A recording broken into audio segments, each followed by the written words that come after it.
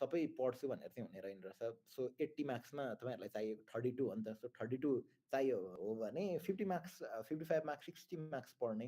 Your voice is so thank you. अब त्यो unique लभ पनि देखे पछाडि आई थिङ्क त्यो गुड वेमै भन्नुभयो होला. दाइ कुन ब्याज हो? 75 को इन्टेक. 75 को इन्टेक हो. हजुरको नम्बर दिनु न. मेरो नम्बर म दिन्छु ल. मेरो नम्बर 1-2 दिनमा हाम्रो च्यानलमा लाइभ आउँछ. म इफ यु गाइज क्यान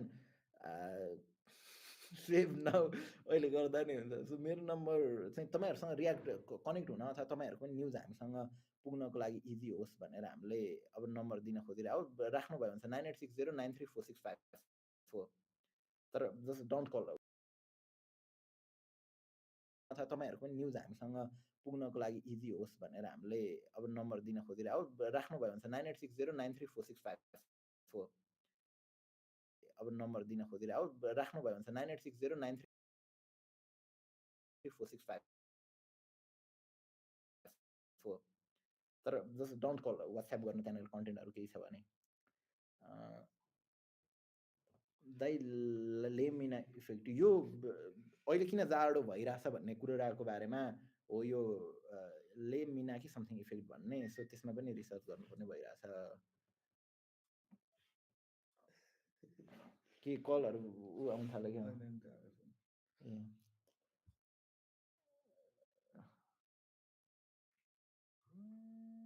आयो ल एकैचोटि कलर आउनु थाल्यो यार गाइजहरूको. कलर आउनु थाल्यो गाइज. कल नगर ल.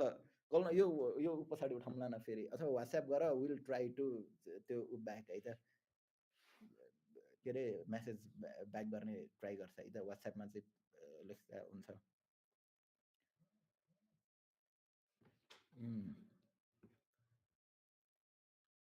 सिंहदरबार र बालवाटार अट्याक गर्ने. अट्याक भन्दा पनि त्यो मान्छे त्यहाँको मान्छेहरू रिप्लेस गर्दा पनि हुन्छ जस्तो लाग्छ. वाह वाह वाह. फोन हान अरे. नम्बर त पाइसके साथी. सेभ गरिसके तर फोन हान्दिनँ म. ल ठिक छ. ब्याक भइस ठिक छ. अब चाहिँ पढ्ने हो साथी होइन. धेरै भयो उ नगरेको नपढेको. यहाँ पढ्ने भन्दा भन्दा नपढेको अलि भयो. अब म पढ्न बस्नु लागेको हो. यहाँ एउटा के युट्युब भिडियो लगाएर पढ्न बस्छौँ भने के लगाऊँ के. अब कपिराइट कन्टेन्ट उ गर्ने खालको गीत सुन्दाखेरि पनि फेरि चिया हुन्छ. नम्बर त पाएँ. सेभ गरेर राखिसकेँ. उसमा के भन्छ ट्रु कलरमै नाम रहेछ सुदीप सुवेदी आइडियास भनेर रहेछ नाम. तर ठिकै छ. योसँग कन्ट्याक्ट गर्नुपर्छ. काम लाग्छ. काम लाग्ने मान्छे हो.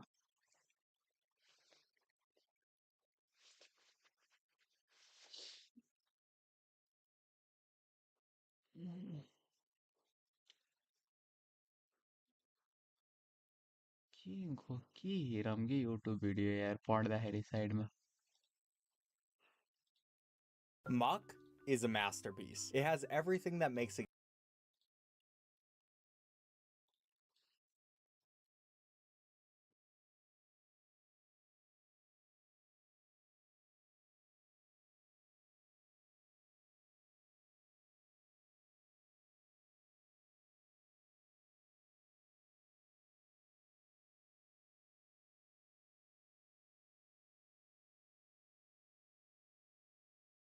You said no to $20 million. Oh, way more than that. There's sums of money that are in the hundreds of millions. They were like, you sure you want to turn this down? You're in debt for med school. I said, they'll come if we stay true to the science. You're one of the most powerful doctors. Dr. Mike reacts to lunch lead. I trust his opinion a lot. We love Dr. Mike. I think the next big trend on YouTube is the Dr. Mike edition on YouTube. Yep. Every industry is going to have a creator that's going to appeal to the masses. Making content online, it's all about creating a wave or writing a wave. I got to ask about the boxing. Another hypocritical thing that I do, like brain damage, I probably shouldn't be doing I that. think some of YouTubers can get views, but they can't get fame. You've been on every big show. How do you pitch TV producers? Creating pitches in the same way that I create titles and thumbnails for YouTube. I wish I had that playbook when I first started. Scientifically, what's the best way for creators to limit burnout? You should factor in two things. I don't say this often, but You're very good at what you do.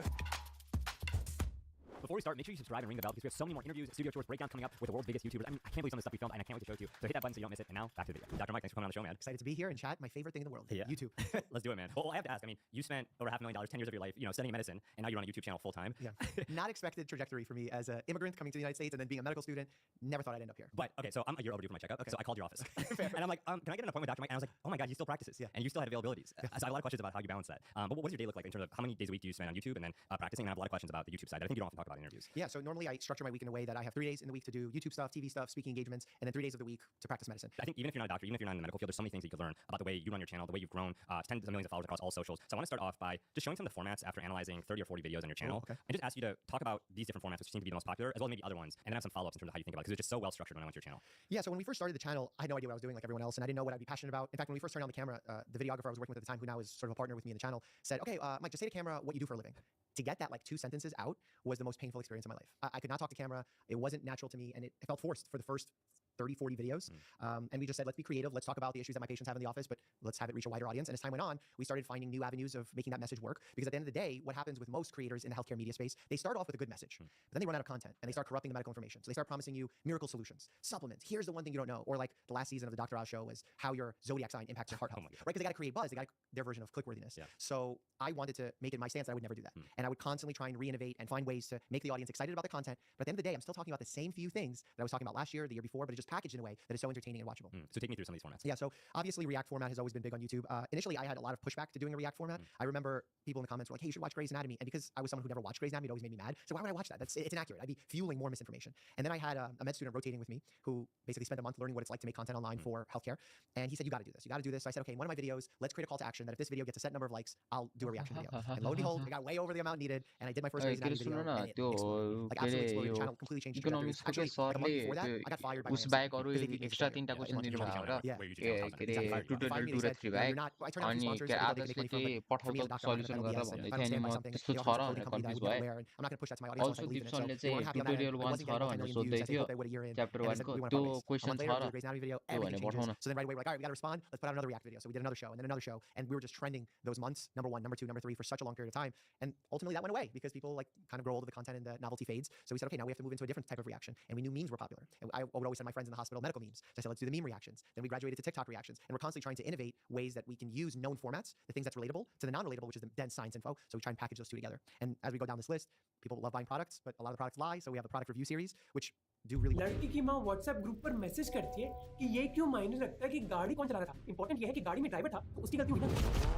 जहाँ driver का blood sample एक public room में लिया गया, तीनों लड़के का blood sample chief medical officer के अंदर वाले कैबिन में लिया गया जहाँ कोई सीसीटीवी कैमरा नहीं। दादाजी बोलते कि क्यों ना हम एक प्रेस कॉन्फ्रेंस में पूरी दुनिया को बताएं कि जो 2 लोगों की मौत हुई उन्होंने शराब पी रखी थी और वो गाड़ी के सामने आ गए। पुलिस को पता चलता है कि लड़के के पिताजी ने हॉस्पिटल के हेड ऑफ फोरेंसिक डिपार्टमेंट को 3 लाख रुपए की घूस दी थी। जब भी हमारे देश में कोई भयानक क्राइम होता है ना, मुझे कमेंट्स आते हैं कि कुछ नहीं होने वाला हमारे देश में, चाहे वो कोलकाता का रेप केस हो, अतुल सुभाष का केस हो या फिर पुणे का पोशी केस हो। कुछ दिन बाद सब लोग भूल जाएंगे, पर मैं नहीं चाहता कि ऐसा हो, इसलिए मैं अटेंशन वापस लाना चाहता हूं इस साल के एक जरूरी केस पर, जिसने हमें दिखाया कि हमारे देश में अगर आपके पास पैसा है तो आप किसी भी तरीके का नंगा नाच करवा सकते हो। कुछ हफ्ते पहले पुणे पुलिस ने 900 पेज की चार्जशीट सबमिट करी, जिसने डिटेल में हमें बताया कि इस केस में हुआ क्या। अगले 23 मिनट के दौरान मैं आपको सारी खबर दूंगा इस चार्जशीट से, चाहे वो परिवार के व्हाट्सएप मैसेजेस हो, सीसीटीवी इमेजेस और मेडिकल रिपोर्ट्स, ताकि आम लोग दबाव डाल सके अथॉरिटीज पर, जिससे हमारा सिस्टम बदले। 18 मई 2024 एक 17 साल का लड़का अपने दोस्तों के साथ घर से बाहर जाता है 12th बोर्ड के रिजल्ट सेलिब्रेट करने। अपने 2 दोस्तों के साथ वो निकलता है एक ग्रे कलर की पोर्शे टेकान में, एक गाड़ी जो रजिस्टर्ड नहीं है और जिसकी कोई नंबर प्लेट भी नहीं। वो कोरेगांव पार्क के कोजी पब में जाते हैं। लड़का उधर अपनी गाड़ी में अपने दोस्तों के साथ पहुंचता है और वैले उससे पूछता है कि क्या मैं आपकी गाड़ी पार्क कर लूं। लड़का बोलता है कि मेरा ड्राइवर पीछे आ रहा है, वो गाड़ी पार्क करेगा। जिसके बाद एक छोटी सी गाड़ी उधर आती है, ड्राइवर निकलता है और वो गाड़ी को पार्क कर लेता है। रात के 10:40 में वो कोजी पहुंचते हैं और उधर फूड और ड्रिंक्स ऑर्डर करते हैं। लड़के के दादाजी ने उसको एक क्रेडिट कार्ड दिया था सारे एक्सपेंसेस कवर करने के लिए। 70% ड्रिंक जो उन्होंने ऑर्डर करी है वो हार्ड लिकर है, जो महाराष्ट्र में 25+ की उम्र के लोगों को ही सर्व करी जा सकती है। 90 मिनट तक उधर रहते हैं और उनका बिल आता है करीब 50,000 रुपए का। रात के 12:30 बजे फिर 3 बच्चे कोजी पब से निकलकर ब्लैक होटल में जाते हैं जो सेम इलाके में है। होटल का बाउंसर इन 3 लड़कों को अपनी गाड़ी से निकलते हुए देखता है और उनसे पूछता है कि क्या आप इधर के मेंबर हो, क्योंकि इधर बस मेंबर्स ओनली एंट्री ही है। तो तीनों बोलते हैं कि नहीं हमारे पास मेंबरशिप नहीं है, तो बाउंसर उनको एंट्री नहीं देता। कुछ मिनट बाद ये तीनों लड़के वापस बाउंसर के पास जाते हैं और बोलते हैं हम ब्लैक में नहीं बल्कि एक दूसरे रेस्टोरेंट सोरीसो में जाना चाहते हैं। ब्लैक के एकदम बाजू में म कन्फ्युज भइरहेछु के, और जैसे ही बाउंसर दूसरी तरफ देखता है वो तीनों लड़के ब्लैक की तरफ चले जाते हैं। त्यही भएर म कन्फ्युज भए। उधर फिर वो ड्रिंक्स ऑर्डर करते हैं और रात के 2 बजे ब्लैक से पढ्ने के थियो म त अब त्यो फर्मुला लेखेर पेपरमा लेख्छु अनि यो च्याप्टर 2 र 3 को गर्न सक्छु, निमित्त गर्न सक्छु भने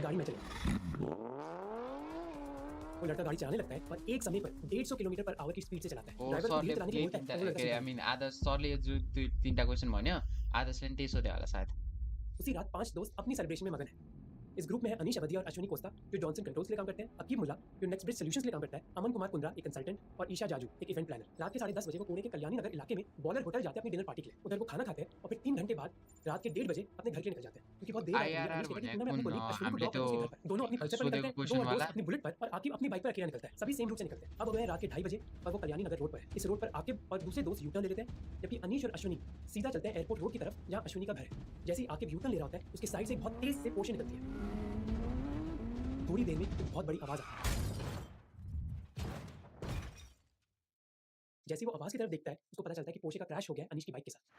ओके अनीश अपनी या बाइक के साथ आया स्किड कर जाता है लास्ट और रोड क्लासमा पर गरेको एक थ्याङ्क रेड यू स्विफ्ट गाड़ी से टकराता है। सो अश्विनी की त्यो सिचुएशन अनि बहुत गंभीर है। म विक्रम त्यही यादव जो पास में सुरुमा एक चाहिँ त्यो रेस्टोरेंट में फर्मुला काम करते हैं और जो भएको इस केस चाहिँ के आई सुनि विटनेस है, सुनाउँछु वो कहते हैं कि इस क्रैश की वजह से अश्विनी तो बहुत दूर उड़ जाती है। दोनों लड़के जस्ट और च्याप्टर लड़की 2 के र सर च्याप्टर रोड 3 पर को लगते हैं और खून बहने लगता है। दोनों रोड पर च्याप्टर बुरी 3 को तरह सबै पोर्शे के पढाएन अंदर जो एयर बैग होता है वो ओपन हो जाता है चल्ने क्रैश की वजह से। जो आई विटनेस जति आसपास पढाएको वो देखते हैं कि गाड़ी में चार लोग, लड़का जो ड्राइवर फर्दर की सीट में इन्फर्मेसन वो ब्लैक तिमीले टी-शर्ट और गरेको पैंट छौ पहना हुआ भने है, उसके पठाऊ साइड में एक एन्सर ड्राइवर है यसो और पीछे क्रस दो और चेक है, गर्छु ताकि त्यो वो जहाँ सिक्वेन्स भागना सबै बाइक के भरोसा आसपास के लाग्दैन लोगों को साइड में रखते हैं और सवाल पूछने लग जाते हैं। कुछ लोग उनको पीटने तक लग जाते हैं। जिस रेड स्विफ्ट से अनीश टकराए थे उनके ओनर कहते हैं कि ताकि ड्राइवर भागे ना, मैंने और कई और लोगों ने उसको गाड़ी से निकाला। हमने देखा कि उसने बहुत पी रखी है। थोड़ी देर में पुलिस आती है, वो एक ऑटो को रोकती है और ऑटो ड्राइवर को बोलते हैं कि तुम अनीश और अश्विनी को पास के अस्पताल लेकर जाओ। उनके दोस्त फिर इन दोनों को ऑटो में डालते हैं और इमरजेंसी ट्रीटमेंट के लिए सह्याद्री हॉस्पिटल लेकर जाते हैं रात के 2:45 बजे। डॉक्टर फिर दोनों को एग्जामिन करते हैं। आपके सामने अनीश की ऑटोप्सी रिपोर्ट है जहाँ कॉजालिटी मेडिकल ऑफिसर कहते हैं कि अनीश अनकॉन्शियस है और अनरिस्पॉन्सिव है। ना कोई पल्स है, ना हार्ट की साउंड, कोई रेस्पिरेशन नहीं है, दोनों पीपल्स डायलेटेड है और नॉन रिस्पॉन्सिव है लाइट को। उसका बीपी रिकॉर्डेबल नहीं है और ईसीजी पर फ्लैट लाइन है, इसका मतलब है नो कार्डियक एक्टिविटी। 2:50 AM को उसको ब्रॉड डेड डिक्लेयर कर दिया जाता है। अश्विनी की ऑटोप्सी भी सेम है। 2:52 AM को अश्विनी को ब्रॉड डेड डिक्लेयर कर दिया जाता है। जबकि क्राइम सीन पर पुलिस पहुंचती है और तीनों लड़कों और ड्राइवर को कस्टडी में लेकर ये बड़ा पुलिस स्टेशन लेकर जाती है। अब इधर से कहानी में कई ट्विस्ट आते हैं। एक लोकल एमएलए इन्वॉल्व होता है और ब्लड सैंपल्स मिक्स करे जाते हैं।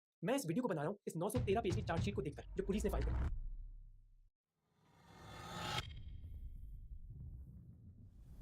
सुबह के 3 बजे local MLA Sunil Tingre station पहुंचते हैं। अब उन्होंने पुलिस से बात क्या करी ये हमें नहीं पता, पर वो रिपोर्टर्स को बोलते हैं कि मैं लड़के के परिवार को पिछले 30 साल से जानता हूं, वो मेरे दोस्त हैं, इसलिए मैं इधर आया। पर इधर पहुंचकर मुझे पता चला कि लड़के ने एक एक्सीडेंट किया है, इसलिए मैं इंटरफेयर नहीं करूंगा। त्यांना बोललो कायदेशीर जे काय कारवाई आहे आपण त्या ठिकाणी करावी आणि एवढे बोलून मी त्या कुटुंबियाच्या व्यक्तीलाही सांगितलं ही सिरियस बाब आहे आणि याच्यामध्ये आपल्याला तुम्हाला कायद्याच्या हिशोबाने पुढे जावं लागेल आणि त्याला हे सांगून त्याच्यावरती साहेबांना सांगितलं की आपण या ठिकाणी गुन्हा दाखल आपल्या पद्धतीने करावा। पर क्या ये इंटरफेरेंस की बात सच होती है? जानते हैं। अगले दिन सुबह के 8:26 पर अनीश और अश्विनी के दोस्त आके लड़के के खिलाफ एक एफआईआर दर्ज करते हैं। इंडियन पीनल कोड के 5 डिफरेंट सेक्शंस पर अक्यूज पर कई चार्जेस डाले जाते हैं। अब एक्सीडेंट के हुए 7 घंटे हो गए पर अक्यूज का अभी तक ब्लड टेस्ट नहीं लिया गया है। सुबह के 9:40 पर सरकारी ससून अस्पताल में एमएलए टिंगरे के साथी अशफाक मुकंदर और एक मिडिलमैन अमर गायकवाड़ उधर पहुंचते हैं हॉस्पिटल के स्टाफ से मिलने के लिए। ये मीटिंग होती है हॉस्पिटल के कार पार्किंग एरिया में। एमएलए के दो साथी हॉस्पिटल के एम्प्लॉय को एक पैकेट देते हैं जिसमें कैश है। फिर ये हॉस्पिटल एम्प्लॉय ये पैकेट 2 व्हीलर में डाल देता है। पुलिस स्टेशन में 10:15 पर कांस्टेबल को एक कॉल आता है असिस्टेंट पुलिस इंस्पेक्टर से। असिस्टेंट पुलिस इंस्पेक्टर कहते हैं कि अस्पताल ने उनको कहा है कि तीनों लड़के और ड्राइवर का ब्लड टेस्ट होना चाहिए अल्कोहल टेस्ट करने के लिए। तो असिस्टेंट पुलिस इंस्पेक्टर कांस्टेबल को ऑर्डर देते हैं कि वो चारों को ससून हॉस्पिटल लेकर जाएं ब्लड टेस्ट के लिए। सुबह के 10:30 बजे चारों अक्यूज हॉस्पिटल पहुंचते हैं। हॉस्पिटल पहुंचने के बाद लड़के के ड्राइवर को इमरजेंसी वार्ड में लेकर जाया जाता है जहां उसका फिजिकल एग्जामिनेशन होता है और ब्लड सैंपल कलेक्ट किया जाता है। 1.5 घंटे बाद करीब 11:07 पे एमएलए के साथी अशफाक मुकंदर चीफ मेडिकल ऑफिसर के कैबिन में आते हैं। उधर 5 मिनट बिताने के बाद कैबिन छोड़ देते हैं। निकलने के बाद एमएलए के ये साथी फिर हॉस्पिटल के हेड ऑफ फोरेंसिक मेडिसिन को कॉल करते हैं। ये कॉल चलता है 1 मिनट 24 सेकंड के लिए, जिसके बाद head of forensic medicine chief medical officer के साथ बात करते हैं। इन तीनों आदमियों के बीच एमएलए के साथी हेड ऑफ फोरेंसिक मेडिसिन और चीफ मेडिकल ऑफिसर के बीच कई कॉल्स एक्सचेंज होते हैं। 11:40 पर तीनों लड़के कैबिन में आते हैं अपने एग्जामिनेशन के लिए। अब जहां ड्राइवर का एग्जामिनेशन एक पब्लिक एरिया में हुआ था इमरजेंसी वार्ड में, तीनों लड़कों का एग्जामिनेशन चीफ मेडिकल ऑफिसर के कैबिन में होता है। लड़कों के फिजिकल एग्जामिनेशन के बाद चीफ मेडिकल ऑफिसर बोलते हैं कि इनके ब्लड सैंपल लेने से पहले मुझे उनके पेरेंट्स की परमिशन चाहिए होगी, पर पेरेंट्स तो बाहर ही खड़े, इसलिए परमिशन बहुत जल्द मिल जाती है। चीफ मेडिकल ऑफिसर फिर 2 मेडिकल इंटर्न से लड़कों का ब्लड ड्रॉ करने के लिए बोलते हैं। पर इधर ही कहानी में ट्विस्ट है। एक्चुअली वो लड़कों का ब्लड सैंपल लेने के लिए नहीं कहते, बल्कि कहते हैं कि लड़कों के साथ जो अडल्ट्स हैं उनका ब्लड सैंपल लो, लड़कों का नहीं। अब चीफ मेडिकल ऑफिसर के कैबिन में 2 कमरे हैं, एक बाहर की तरफ है जहां लड़कों का फिजिकल टेस्ट हुआ और एक अंदर की तरफ है। अंदर वाले कमरे में कोई भी सीसीटीवी कैमरा नहीं है और उधर ही ब्लड सैंपल्स कलेक्ट करे जाते हैं। 12:25 पर अक्यूज का एक दोस्त चीफ मेडिकल ऑफिसर के कैबिन में आता है अपने फादर के साथ ब्लड सैंपल देने के लिए। 6 मिनट बाद एक दूसरा लड़का आता है अपनी मां के साथ ब्लड सैंपल देने के लिए, जिसके बाद तीसरा लड़का कैबिन में आता है अपने रिश्तेदार के साथ ब्लड सैंपल के लिए। अब अंदर कैबिन में हुआ क्या ये आपको थोड़ी देर में पता चल जाएगा। जबकि इस दौरान ये तीनों लोग एमएलए के साथी और 2 हॉस्पिटल के ऑफिशियल्स एक दूसरे के साथ रेगुलरली कम्युनिकेट कर रहे हैं। और जब ये हो रहा है तो सीएमओ के कैबिन के बाहर एक कांस्टेबल तैनात है जो ये कंफर्म करते हैं कि जब अक्यूज लड़का अपनी मां के साथ उधर था तो हॉस्पिटल के ऑफिशियल्स लगातार एमएलए के साथी के साथ बात कर रहे थे। मतलब कि जिन ब्लड सैंपल्स पर टेस्ट करवाए जाते हैं वो लड़कों के नहीं है बल्कि एडल्ट्स के हैं। फिर ये ब्लड सैंपल्स पुणे के रीजनल फोरेंसिक लैब में भेजे जाते हैं। ब्लड टेस्ट के बाद तीनों लड़कों और ड्राइवर को पुलिस स्टेशन वापस लेकर जाया जाता है और उनके पीछे पीछे पुलिस स्टेशन में एमएलए के दोस्त और वही मिडिलमैन आते हैं। अब इस एक्सीडेंट की खबर मीडिया में वायरल हो गई है और पुलिस स्टेशन को न्यूज रिपोर्टर्स ने घेर लिया और दोपहर के 2 से 2:30 बजे के बीच रिपोर्टर्स को अजीब सा दिखा कुछ। वो देखते हैं कि पुलिस स्टेशन के बाहर तो वो पोर्श और पल्सर खड़ी हुई है जो एक्सीडेंट में इन्वॉल्व थी, पर उनके साथ 2 मर्सिडीज बेंज भी है। इन 2 मर्सिडीज में से एक मर्सिडीज से एक आदमी निकलता है। अब ये कौन है हमें इसकी जानकारी नहीं है। उसके हाथ में पिज्जा बॉक्सेस है। वो पुलिस स्टेशन के अंदर जाता है और अक्यूज लड़के के हाथ में पिज्जा बॉक्स थमा देता है और पुलिस स्टेशन के अंदर रिपोर्टर्स देखते हैं कि अक्यूज लड़का एसीपी की कुर्सी पर बैठा है।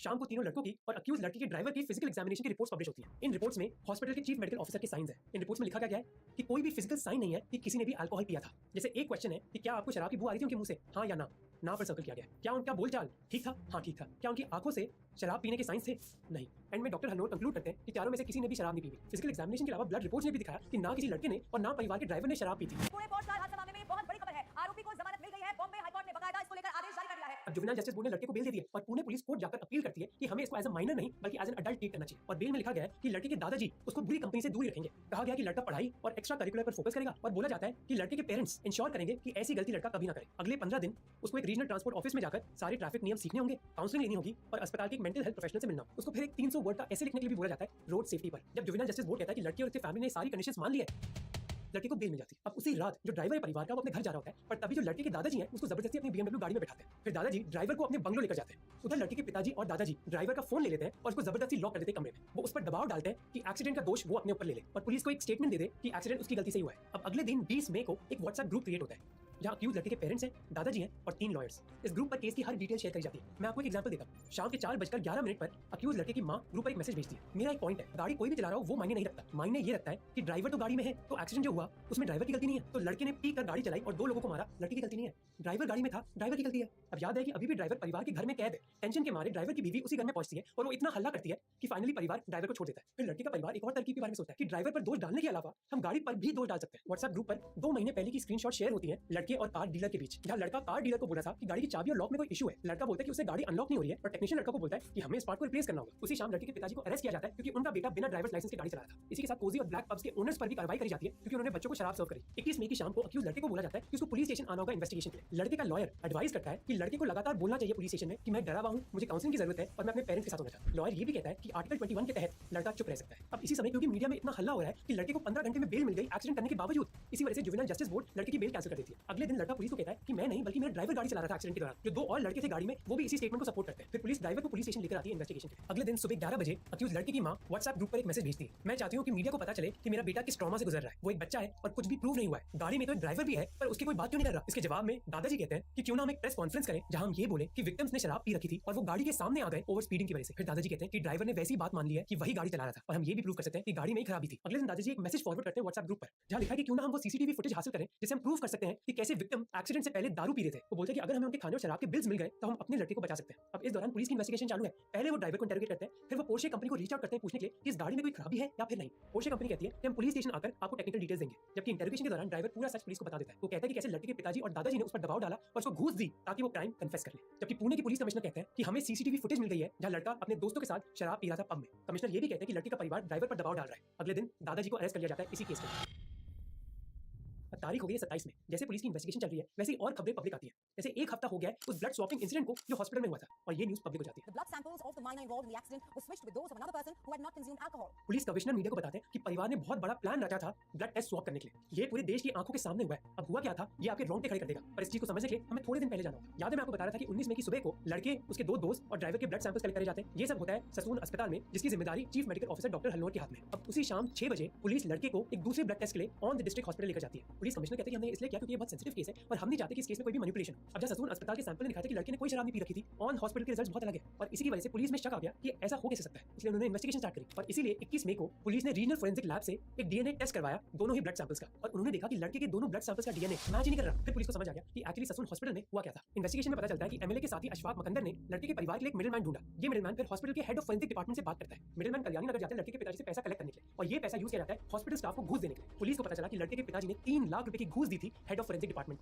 ये सारी चीजें करने के लिए यही घूस काम आई। हॉस्पिटल में एक मेडिकल स्टूडेंट ने इस घूस को कंफर्म किया। स्टूडेंट ने कहा कि डॉक्टर अजय ने स्टूडेंट को 2.5 लाख रुपए दिए और ये बोला कि मेरे पास जगह नहीं है इस पैसे को स्टोर करने के लिए। और स्टूडेंट डॉक्टर को 6 साल से जानता था इसलिए उसने ये पैसे रख लिए। पर इन्वेस्टिगेशन के दौरान उसने ये सारी चीजें बताई और पैसे पुणे की क्राइम ब्रांच को दे दिए। पर अभी तो कार्यक्रम खत्म नहीं हुआ। घूस बस हेड ऑफ फोरेंसिक डिपार्टमेंट को ही नहीं बल्कि चीफ मेडिकल ऑफिसर को भी दी गई थी 2.5 लाख रुपए की। पुलिस को ये 2.5 लाख रुपए चीफ मेडिकल ऑफिसर से बरामद हुए। फिर पुलिस ने हॉस्पिटल में जो दूसरे डॉक्टर्स और मेडिकल रेजिडेंट्स हैं सबसे पूछताछ करी ये पता लगाने के लिए कि हॉस्पिटल में हुआ क्या था। एक डॉक्टर जो हॉस्पिटल के इमरजेंसी वार्ड में काम करते हैं उन्होंने एक स्टेटमेंट दी। उन्होंने कहा कि 19 मई की दोपहर को चीफ मेडिकल ऑफिसर ने अक्यूज की मां के ब्लड सैंपल लेने के लिए कहा। डॉक्टर बोलते कि लड़की की मां के भी ब्लड सैंपल चाहिए। फिर सीएमओ रिप्लाई करते कि सवाल मत पूछो, हेड ऑफ फोरेंसिक डिपार्टमेंट ने ऑर्डर्स दिए।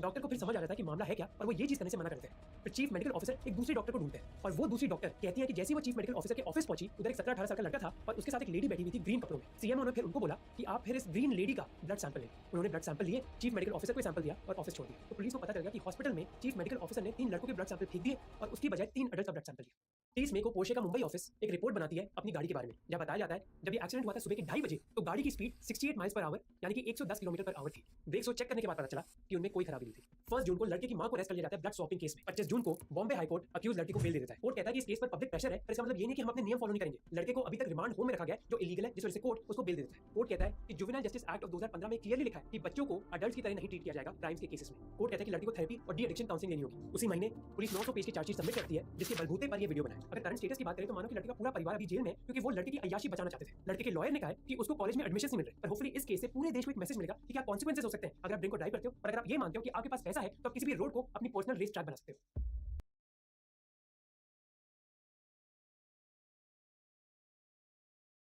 So I'm interested to see what he has to say. Right now, I'm kind of viewing it the same way as like when Hassan or Sneeko or Fresh and Fit say I lie about them. It's like, okay, well then point to it. And they never can, and they never do, and he never can, and he never does.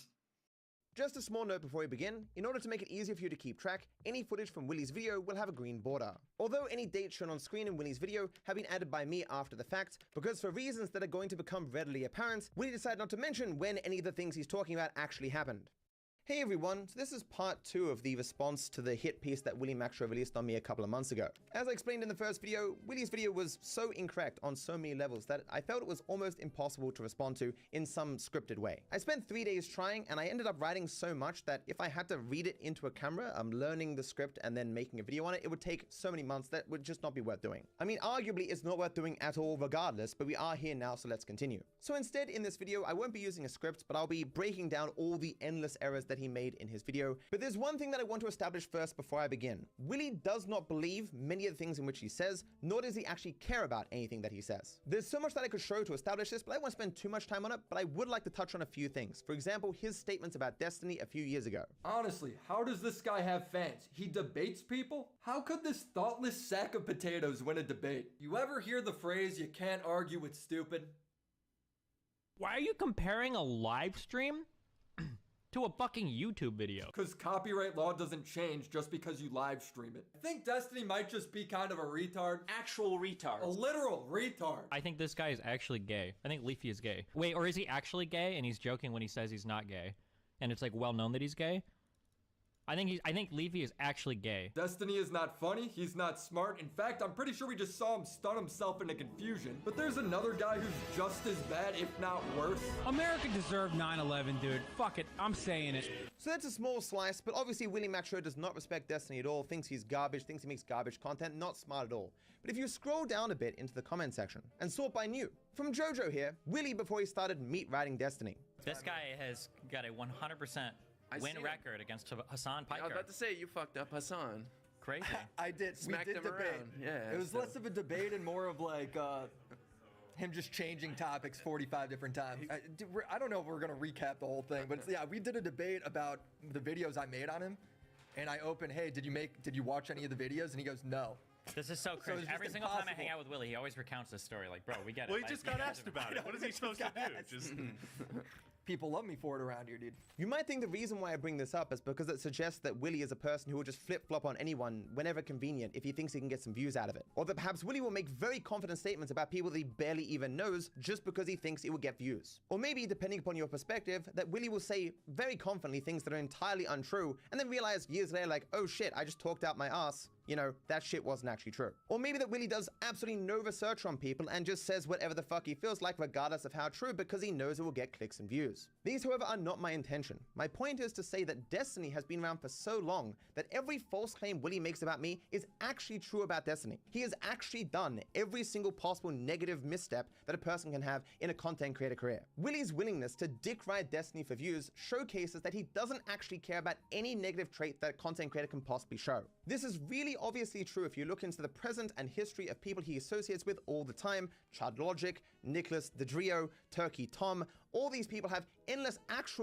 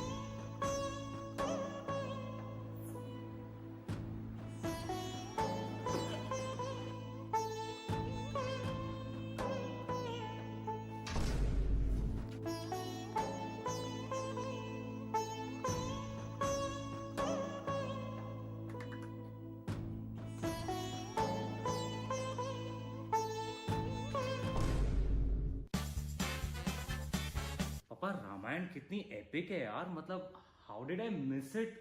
बेटा तुम्हारी पूरी generation को रामायण देखनी चाहिए, इससे इतनी अच्छी सीख मिलती है ना, तुम्हें पता भी नहीं। This is too good. मैंने भी जगत से मांगा था कि मेरे को श्री राम जैसा पुत्र दे दे। अरे यार, लेकिन लगता है जब तू तेरी माँ के पेट में था ना, तब ये लोग कुंभकर्ण के एपिसोड दिखा रहे थे, इसलिए तो तू निकला बाहर। ये लो, पिछले वीडियो की स्क्रिप्ट बच गई थी, अभी ये वीडियो में घुसा रहे हैं। तेरे को पता है तेरे और कुंभकर्ण में बेटा सिर्फ एक ही फर्क है। क्या? तू कुंभकर्ण से 2 प्लेट ज्यादा खाता है। पापा मैं क्या आपको शक्ल से ढींचाक पूजा लगता हूं? नहीं तो फिर कैरी मिनाटी बन के रोस्ट क्यों करते रहे? तो पापा इतनी तकलीफ है तो घर छोड़ के चले जाता हूँ। अरे तुम कहीं नहीं जाने वाले हो बेटा। एक वो श्री राम थे जो अपने पिताजी का घर छोड़ के 14 साल के लिए वनवास चले गए थे, और तुम 14 मिनट के लिए रूम छोड़ के हॉल नहीं आ सकते। तुझे पता है श्री राम अपने भाइयों के साथ कितनी प्रेम के साथ भोजन शेयर करते थे? शेयर का हिंदी वर्ड नहीं मिलेगा। और एक तुम जैसी गंदी नाशुक्री औलाद, एक पिज्जा के पीस के लिए अपने सगे भाई को बाहर से धक्का दे दोगे तुम लोग। सही बात है। एक वड़ा पाव के टुकड़े के लिए अपने भाई को बाल्टी के पानी में डुबा के मार दोगे तुम लोग। एकदम सही बोला। अरे एक लेस के पैकेट के लिए अपनी सगी बहन को मसाले 2.2 मार दोगे तुम लोग। नहीं पापा इतना भी नहीं करते, आप ज्यादा बोल रहे हो बता। बेटा तेरे को मालूम है कभी-कभी मेरे को लगता है रावण की बहन। पापा मैं समझता हूं चाचा आपको बचपन में कुत्ते की मौत मारते थे, लेकिन इसका ये मतलब नहीं आप अपने भाई को रावण बुलाओगे। ऐसे नहीं बोल रहा मैं। तो उसकी भी नाक कटी थी और मेरी भी नाक कट गई तेरी वजह से। बेटा जब रिश्तेदार को तेरे एग्जाम के नंबर बता दो ना, तो पहला सवाल पूछते भाई साहब आपका YouTube चैनल है क्या? स्टैंड अप कॉमेडी करते हो? बेटा थोड़ी शर्म कर ले, इस देश का जीएसटी भी तेरे परसेंटेज से ज्यादा है। वाह पिताश्री वाह, आपने अपने पुत्र को रामायण पढ़ाई। अभी पुत्र का भी फर्ज बनता है कि अपने पिताश्री को रामायण पढ़ाए। आपको पता है पिताजी श्री राम जो है सीता मैया से कितना प्यार करते थे? वो इतना प्यार करते थे कि वो पराई स्त्री की तरफ आंख उठाकर नहीं देते थे। और एक आप मम्मी जरा सा क्या मुड़ती है, व्हाट्सएप पे पिंक हार्ट के गुड मॉर्निंग फॉरवर्ड भेजते हो पूजा आंटी को। पूजा करने की बातें कर रहा है तुम्हारा लौंडा। 2 दिन रामायण देखी, कितने संस्कार आ गए इससे। अरे मेरे लाल जियो, जाओ पबजी खेलो, सोए पड़े रहो, मरे रहो, मेरे को कुछ फर्क नहीं पड़ता बेटा। जाओ जाओ जाओ जाओ जाओ। देखो बाद में देखता हूं मैं आपको। एक बार मेरा ये लास्ट पेपर खत्म हो जाए, लॉकडाउन के बाद इतने मजे करूंगा, साला सारी जवानी एग्जाम में निकल गई। एक बार ये लास्ट पेपर खत्म हो जाए, मैं गोवा हमें गोवा जाऊंगा। एक बार ये लास्ट पेपर खत्म हो जाए, मैं रोशनी को अपनी दिल की बात करके कह दूंगा। एक बार ये लास्ट पेपर खत्म हो जाए, मैं रोशनी का साथ उसके बाप का हाथ, मेरा मतलब रोशनी का हाथ उसके बाप का साथ दोनों मांगूंगा। एक बार ये लॉकडाउन खत्म हो जाए, मैं वीमेट ऐप डाउनलोड करता हूं, फिर मैं इसकी तरफ वीडियो बनाऊंगा, फिर मेरी वीडियो वायरल होगी और बाकी मेरा वीडियो रिव्यू करेगी। और वैसे भी वो वीमेट क्लियरेंस को 10 लाख रुपए बाकी रही है, मतलब 30 अप्रैल से 6 मई तक। क्या पता मैं इसके अंदर 20,000 रुपए जीत जाऊं। फिर मैं 7 के 7 दिन पैसे कमाऊंगा, फिर उन लाख रुपयों से मैं 125 नेटफ्लिक्स की आइडिया बनाऊंगा, हर आईडी का एक प्रोफाइल में 400 रुपए में बेचूंगा, फिर मुझे 50,000 का प्रॉफिट होगा। 1000 से लाख, लाख से करोड़, करोड़ से अरब, अरब से खरब, फिर राजू भाई से पैसा डबल करवाऊंगा। एक बार ये पेपर खत्म हो जाए, अकाउंट ये क्या है। जैसा कि आपको मालूम था कि लॉकडाउन की वजह से 12th स्टैंडर्ड के बच्चों का एक लास्ट पेपर बचा हुआ था, लेकिन हमारे सूत्र हमें खबर दे रहे हैं जो कि 12th के बच्चों को सुकून, आराम, राहत और फतेह अली की खबर देगा। जी हां, 12th के बच्चों का लास्ट पेपर कैंसिल कर दिया गया है। जी हां, कैंसिल कर दिया गया है। और 2 सूत्र में यही बता रहे कि 12th के बच्चे जो उनके पेपर दे चुके थे वो पेपर कैंसिल कर दिए गए, क्योंकि 12th के बच्चों को डिग्री डायरेक्ट दी जाएगी, नहीं सारे पेपर वापस देने पड़ेंगे। और सूत्र हमें यही बता रहे हैं कि 12th के बच्चों को पिछले साल 11th पेपर भी वापस देना पड़ेगा। सूत्र बता रहे हैं कि लॉकडाउन की वजह से 10th के बच्चे पास होंगे, 11th आए नहीं, इसलिए 11th के पेपर देने वाला कोई है नहीं, तो सारे पेपर 12th से कराए जाएंगे। ठीक है, मतलब बनती है। और सूत्र के अनुसार सेमेस्टर 1 में 1 2 3 4 सारे सेमेस्टर की पढ़ाई कराई जाएगी, क्योंकि कवर करना जरूरी है। और सूत्र हमें यही बता रहे हैं कि 11th और 12th दोनों की पढ़ाई एक ही लेक्चर में कराई जाएगी। 11th का प्रोफेसर लेफ्ट में पढ़ाएगा, 12th का प्रोफेसर राइट में पढ़ाएगा, तो दोनों टेक्स्ट सामने रख के पढ़ना है, क्योंकि कवर करना जरूरी है। बस करो सालो। इसी की सूत्र में ये बताना चाहते हैं कि पेपर वालों को बच्चों की मारने में बहुत मजा आता है, इसलिए पेपर वालों ने डिसाइड किया कि वो 3 कदम पीछे लेंगे और रनअप लेके आके मारेंगे, क्योंकि कवर करना जरूरी है। हां भाई अभी से थोड़ा चलो, क्या बस करो। कॉलेज वालों ने डिसाइड किया कि आपके लेक्चर जो है सुबह 8 बजे से सुबह 9:30 तक होंगे, फिर आधे घंटे का ब्रेक होगा, और फिर सुबह 10 बजे से सुबह के 11:30 तक लेक्चर चलेगा। बस 3 घंटे। तो इसका मतलब सूत्र ये बताना चाहते हैं कि मंडे सुबह 8 बजे लेक्चर शुरू होगा और ट्यूसडे सुबह 9:30 बजे खत्म होगा, फिर आधे घंटे का ब्रेक लेंगे और ट्यूसडे सुबह 10 बजे लेक्चर शुरू होगा और वेडनेसडे 11:30 बजे खत्म होगा, और ऐसे आधे घंटे का ब्रेक लेते आपको अपनी सारी जिंदगी कॉलेज में बितानी है, क्योंकि कवर अप करना जरूरी है। ओ भाई मारो मुझे मारो। और सूत्र में ये बता रहे हैं कि कॉलेज वालों ने बड़ी ही मुश्किल के बाद ये शेड्यूल जोड़े हैं और स्टूडेंट तुम्हारे लौटे हैं। ये सूत्र लाइन में गया कि ना हरामी। हाय बेबी कैसी है तू? हाय बेबी, बेबी मेरे को बहुत बोर हो रहा है, बेबी मेरे को कुछ सजेस्ट करना, मैं क्या करूं? बेबी मैं कैसे सजेस्ट करूं तेरे को कि तू क्या करना चाहती है? नहीं बेबी जो तू बोल। अरे बेबी लेकिन मैं कैसे? अरे बोला ना बेबी जो तू बोल। एक काम कर, गेम खेल। हां बेबी गेम्स खेल सकते हैं, गेम्स खेलने में बहुत मजा आएगा बेबी जो तू बोल। उनो खेल, नहीं उसमें बोर होता है। लूडो, उसमें मैं हमेशा हार जाती हूं। पबजी वो मुझे आती नहीं। सीओडी नहीं, पेटीएम। मैं कैश ऑन डिलीवरी की बात नहीं कर रहा हूं, मैं कॉल ऑफ ड्यूटी की बात कर रहा हूं। नहीं मेरे को वो भी नहीं आती। अरे तो मेरी मां फिर क्या करेगी तू? बेबी जो तू बोल। एक काम कर, मूवी देख ले। हां बेबी पिक्चर देख सकते हो, तुझे पिक्चर सजेस्ट कर। तेरे को मस्त एक्शन मूवी बता। नहीं एक्शन नहीं, एक्शन मूवीज बहुत बोरिंग होती है। कॉमेडी नहीं, मेरा हंसने का मन नहीं है, मेरा मूड बहुत खराब। सीरियस मतलब और मूड खराब करूं तो फैमिली मूवी देख। फैमिली की वजह से मेरा मूड खराब होता है, फैमिली मूवी देख। बायोपिक नहीं, कुछ फिक्शनल बता। साइंस फिक्शन वो सर के ऊपर से जाती है। ड्रामा वो सर में जाके सर फटता है। म्यूजिकल उससे कान फटता है। हॉरर उससे कान फटता है। अरे तो मेरी मां तू ही बता दे, तेरे को क्या देखना है, मेरे से क्या पूछ रही है, तू ही बता दे। बेबी जो तू बोल।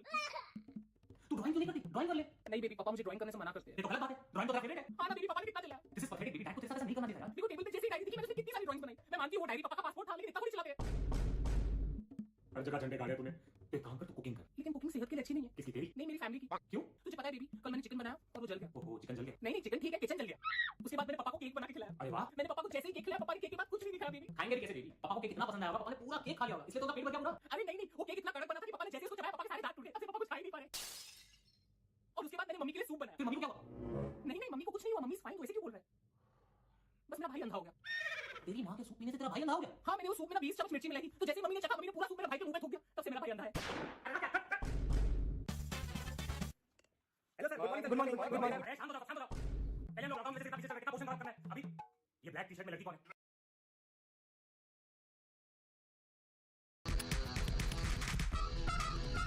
ये कौन है? मैं याद में प्यार में पड़ गया, सर के दिल तोड़ के वापस मत चली जाना, किस बात में ना रहो तुम दिल को। तो समझ में आया? तुमको बताया आपने रैप करके बताया? नहीं बात ही नहीं करना है। मैं तो रिलीज किया गाना आपने? नहीं अभी करने वाला हूं। यहाँ कर दिया, हां कर दिया। यहाँ रिलीज कर दिया इन्हें। वहां कोई और रिलीज कर रहा है। आपका सच में दिल टूटा है, आप तो खुद फीटस लग रहे हो। ये मोतिया कहां से लाया आप गले में जो? नेपाल से। आप नेपाल से आए हैं? हां आपकी गर्लफ्रेंड को पता है आप यहाँ आ गए? नहीं उसको तो नहीं पता पर वो आई थी एक्चुअली जब ब्रेकअप हुआ था मेरा तो एक हफ्ते बाद आई थी मैंने उसको टाइम दिया था उल्टा कि तू आना चाहती तो आ वरना मैं मोन हो गया तेरे को देखूंगा भी नहीं। एक हफ्ते बाद आई थी तो मैंने कहा मेरे को हंसने दे मेरे साथ मत था। वो टिके को हंसने दे। पर ब्रेकअप क्यों? ब्रेकअप हां ब्रेकअप फैमिली की वजह से। मारी होगी? हां मतलब उनकी फैमिली थोड़ी रीज में थोड़ा गरीब इसलिए। अच्छा भाई इसको थोड़ा डोनेशन देंगे आप? तो गणेश जी आप कब से जूझ रहे हैं इस ब्रेकअप से? मतलब मोहन हो चुका हूं अभी लिखा होगा नहीं बस पहले लिखा था मैंने। तो अभी कुछ लिखा है आपने current state of mind? Nepali सुनेंगे क्या? आप सुनो यार। ए लागेछ चोट मुटुमा ए स्टेजमा चढ्न सकिन एउटा लायो मलाई कुराहरू सम्झिँदा टाउको समय डोलाइरहे म लागेछ चोट मुटुमा ए स्टेजमा चढ्न सकिन एउटा लायो मलाई कुराहरू सम्झिँदा टाउको समय डोलाइरहे म मुटु म ओके कितना सही था, कितना सही है, समझ नहीं आ रहा। ये जनरली बहुत सही था। क्या था ये मलाई मुठू मार क्या था ये सब? क्या मतलब क्या था इस लाइस? हे पर आपको समझ में नहीं आया ना। तो समझ में आएगा नहीं। जरा समझा देंगे अगर आप? मतलब लागेछ चोट मुटु का मतलब दिल पे लगा चोट है। वो मुठू मार का क्या मतलब है? आपका दिल को कह रहा मैं मुटु। दिल को मुठू कह रहे हो आप? दिल का मतलब है मुटु। बढ़िया भाषा है, नेपाली सीखनी पड़ेगी भाई आप। गणेश ये जनरली बड़ा अच्छा गाना था भाई। बहुत थैंक्स जी। बहुत मेलोडी बहुत अच्छा। बादशाह भाई फ्लो भी बहुत बढ़िया था। तो केडेंस तो मेलोडी बहुत अच्छा था। समझ में नहीं आया बट शायद अभी अच्छा लगा। यहाँ लिखा कि आप 17 साल में फैमिली से दूर रह रहे हैं। हाँ मतलब बचपन से मैं जॉब भी कर रहा हूँ मैं पढ़ाई धीरे 4 तक की पढ़ा हूँ। 4 तक की पढ़ाई आप? हाँ उतना भी नहीं पढ़ा हूँ मतलब 3 क्लास पढ़ के 2 महीने स्कूल गया उसके बाद छोड़ दिया। फिर क्या किया आपने? उसके बाद इंडिया गया। इंडिया में आके ऐसे काम कर रहा है वेटर उसके बाद अभी अकाउंटेंट मैनेजर बैठा पर मेरे को हिसाब आता है। वाह एक बार जोरदार तालियां यार। Very inspiring. तो आप अभी वेटर की जॉब आपने कब छोड़ी फिर?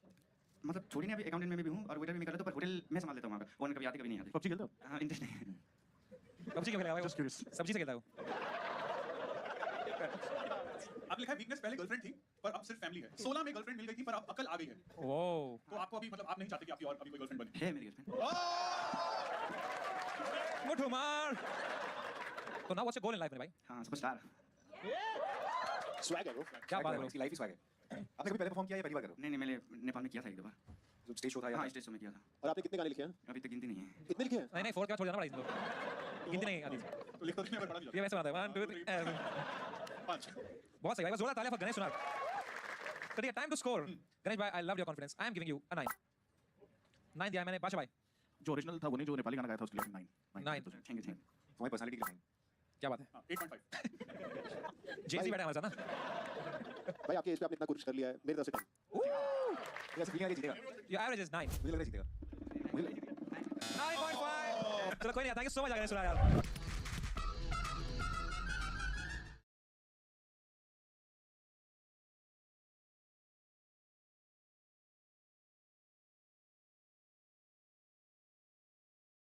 여기 대한민국 요리 최강자를 꿈꾸는 백인의 요리사들이 한 자리에 모였습니다. Yo, this show's so epic. 동네 맛집 사장부터 미슐랭 스타 셰프까지 하나의 목소리가 들립니다. 당신은 Everything's so epic, and then suddenly you are a spoon. I take big spoon on little spoon, and look, so many chefs in this warehouse. Imagine if bomb hit this place. It's gonna take Korea decades to have good food again. Korea gonna feel like Britain. 그 자리에 될 거거든요. 요리 계급 전체 흑백 요리사. What? Survival. Uncle Roger never feel this hype about spoon before. This show feel like Squid Game. I think if they lose, they die. This show's so many episodes. It's too long. But niece and nephew telling Uncle Roger to review this one specific episode. It's the best one. And don't worry, they're not gonna be spoiler. 미쳤다. 아 뭐야? What is that? 와. 대자발전 주제 한정입니다. Ah, convenience store challenge. Fuyo, that very cool. Because in Asia, convenience store all look like that, you know, nice and clean, colorful. You can get so many different cool things. That's not how convenience store is in America. Go to any 7-Eleven out here, it's just stale hot dogs spinning and homeless people selling you crack. It's amazing also. 참가자는 편점에 있는 재료만을 세우고 장기적으로 맛있는 요리 만들어야 합니다.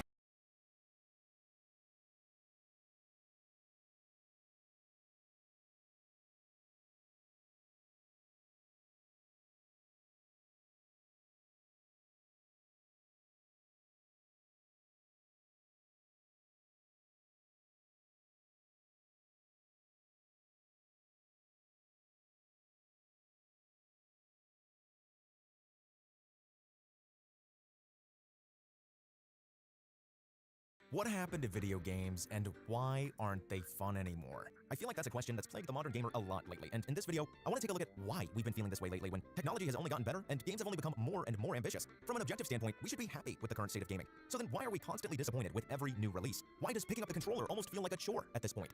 Firstly, let's start with the obvious. AAA games. When you think AAA games, you think Red Dead Redemption 2.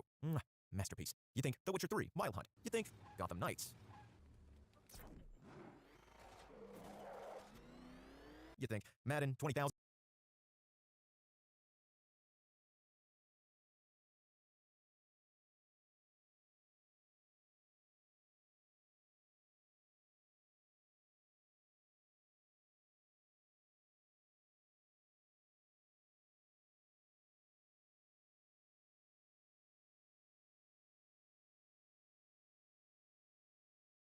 You play video games often, but suddenly you get bored of them, and this is how the story usually goes. You sit down to play your favorite game for the first time ever, and unknowingly, it slowly begins to grow on you. You soon find yourself waking up from sleep to play, inviting your friends over in a multiplayer lobby, and spending countless hours of your life goofing around. Weeks, months, or maybe even years pass by, and the game receives a lot of updates. Then you wake up one day to get into your game, and then suddenly, everything changes. It just doesn't feel the same anymore. You begin missing the old game, telling yourself that the game is ruined because of the countless updates it had gotten. You rant a little bit on the internet, and then keep the initial stages of the game as a core memory in your heart. But what if I told you that the game changing had nothing to do with how you feel about the game? If anything, you're the one who changed, and I'm going to be using cold hard facts to explain how this is the case. But before we get into how that happens, we first need to understand how time changes everything.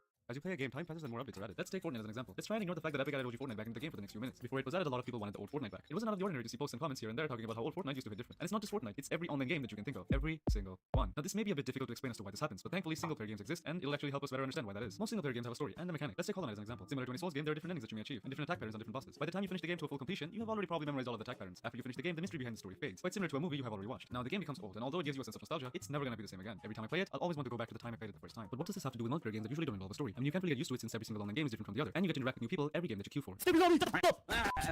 And although it's true, the end result is the same. Both of these genres have one thing in common. They both provide an objective. Single player games often have the player reach a goal, after which the game ends. You'd be surprised to know that multiplayer games is also quite similar. Minecraft is a perfect example for this since it can be played both alone and with friends. You spawn in a world with nothing with you. You punch a tree, make some tools, make a house, make some more tools, explore a bit, and then defeat the dragon. You tell yourself, let me make this more interesting and do the same in a hardcore world. And then you finish the game again. Then you choose to do it all over again with a friend, and another friend, and another friend, and another, and the cycle repeats. But every time you finish the game, it becomes less and less meaningful to you. Let's take another quick example. In Valorant, you can queue competitively, and if you win a lot of your matches, you reach the highest rank, Radiant. It's really difficult for most people to reach this rank since the game is so competitive and demands so much of your time. But there are some people who have reached this rank over and over and over again. And every time they reach it, it begins to mean less and less each time until it just doesn't mean anything to them anymore. Now this can be applied and said about any game that you can think of. You initially love the game, play for a few months, get bored because of the updates, and either stop playing or continue playing reluctantly because of your attachment. But the honest bit here is that the game in fact usually gets better with each update. If you don't believe me, I would say that most of you wouldn't prefer the old Minecraft over the new one since it has less features and different mechanics. Old Fortnite became accessible to you, but it means just about nothing other than a shot of nostalgia. And the reality still remains. You miss looking forward to coming home from school and hopping on a game with your friends. You miss goofing around and making memories.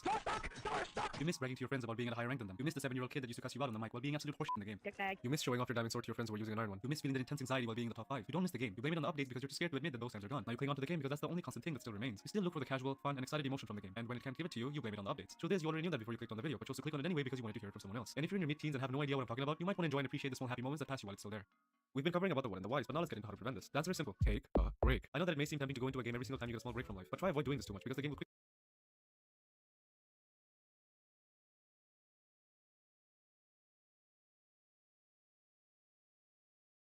For the last few years, the prices of video games has become a big point of discussion between gamers. From AAA games dramatically increasing in price due to a multitude of reasons, to online marketplaces taking upwards of a 30% cut of revenue per game, leaving small indie developers having no choice but to raise their game prices. What was seen as a hobby for some, a way to pass time and have fun doing it, has become too expensive to pursue. However, with the introduction of third-party marketplaces, the temptation to buy game keys at a substantially lower cost is tempting. Some of these marketplaces also sell game key bundles, which promise the customer upwards of 50 games for a very low cost. But I am here to solve one question that I and many others have always had. Just how bad are these random key bundles that these websites love to promote? The website we're going to be focusing on is the biggest of them all, G2A. Look at that. 5 random Steam keys for $1.51. What a steal. The games just have to be good. I would be regretting that sentence shortly thereafter. But in all honesty, I didn't expect the first 5 games to be any good. But regardless, I poured my credit card information into G2A's database and started downloading the games I had purchased. But before I had a chance to even click the place order button, I started reflecting on what got me to that point. I'm a grown man. I can vote. But instead I'm spending $1.58 on 5 random Steam keys from G2A. After my sudden gain of consciousness, I had purchased and added the first game to my Steam library. Activation successful. Indiana Boy Steam Edition. Oh, hell yeah. Honestly, my first impressions of this game were not bad. A quick bit of fun that I think a lot of people that play platformer-style games might actually enjoy. So it's not exactly like Mario. This is like, what is that respawn zone? It's so goddamn loud. Oh, for fuck's sake. I, however, do not indulge in the platformer genre of video games, so I found myself dying more than I actually did playing. Can I even get past the first level? Right, I forgot I can attack him. Oh, nope. Can I just get past this first level? Am I that bad at video games? But after a few failed attempts, I started to make some real progress. We did it! Oh my god! The next level! Yeah! However, with new levels came new levels of difficulty. Alright, my lord. I literally jumped. I fucking jumped. Okay, we're locked in. We can do it. No. This movement is fluid. I'm crisp. I thought that was a platform. And with more difficulty, I had no choice but to move on to the next game after a few tries. No! Oh! Every single bad guy in this game. I give up. I fucking give up. Overall, Indiana Boy was genuinely one of the high notes of all the games I purchased for this video, which of course also implies that they only got worse from there. Red Risk Collector's Edition. Welcome to the Red Risk. Jesus Christ. Oh, fuck, this is OP. Is my internet down? Or are the red... losing all my coins. Oh, No, literally, I hit a wall. sorry. What am I supposed to do? God.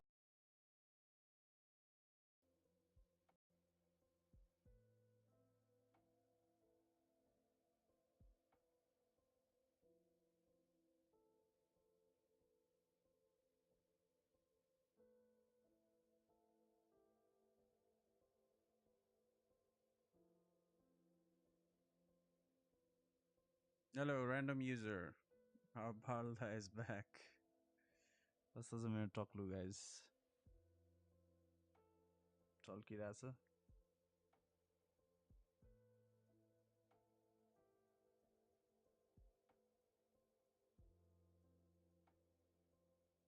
Who was the football हेर्नेहरू Premier League कतिको फलो गरिन्छ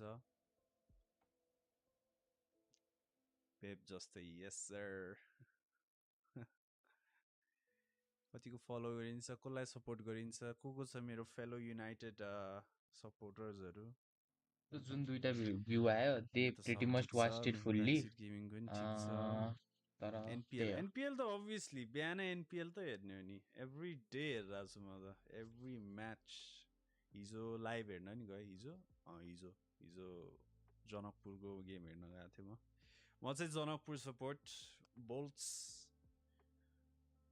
तर unfortunately कडै game थियो यार तर हिजो हार्यो अलिक sad गेम्सहरू हार्यो last 2 games चाहिँ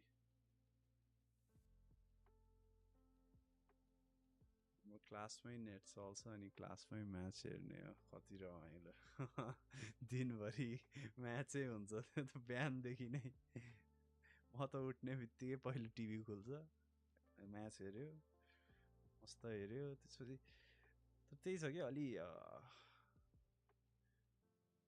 technical कुरा पनि धेरै छ कि एउटै स्टेडियम युज भएर अलि मजाको T20 फिल्स अझै दिएको छैन क्या कहिले हुन्छ कहिले हुँदै हुँदैन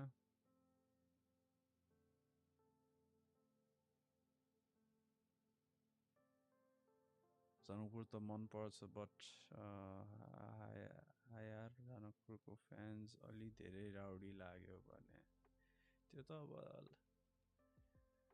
passionate fansहरू त्यस्तै लाग्छ धेरैलाई it's just people showing their passion for the game passionate fansहरू अलि त्यस्तै लाग्छ हामीलाई नि अब हाम्रो ओपोनेन्टको कति फ्यान्सहरू लिभरपुलको फ्यान हेऱ्यो भने अब फुटबलको कुरा गर्दा कस्तो राउडी लाग्छ Hello Rizman, is this real? Yes, it is real. Board हुँदैन सोचे जस्तो T20 त भएको छैन आई मिन जतिको एक्साइटिङ T20 हुन्छ बाहिरतिर हैन त्यतिकै जतिको भएको छ कुनै कुनै गेम त रमाइलो भएको छ बट अलि स्लो छ के बेसिकली किनकि ब्याटिङमा अलि धेरै रन्सहरू हान्न सकिरा हुँदैन पिचै अलि वियर्ड छ के बलर फेभर्ड पिच छ एउटै पिच कति युज भइरहेछ अनि कस्तो वेयर आउट हुन्छ के अनि सो अनप्रेडिक्टेबल सो अलि गाह्रो छ चाँडै विकेट झरिहाल्छ रन धेरै बन्दैन सो अलि सोचे जस्तो T20 चाहिँ भएको छैन अहिलेसम्म कमिङ फ्रम अ क्रिकेट हेर्ने मान्छे पोखरा भएर कर्णाली जनकपुरवालाहरू जस्ट जनकपुर रिजन नट प्लेयर जस्ट कज नेम त्यो पनि हो अनि प्लस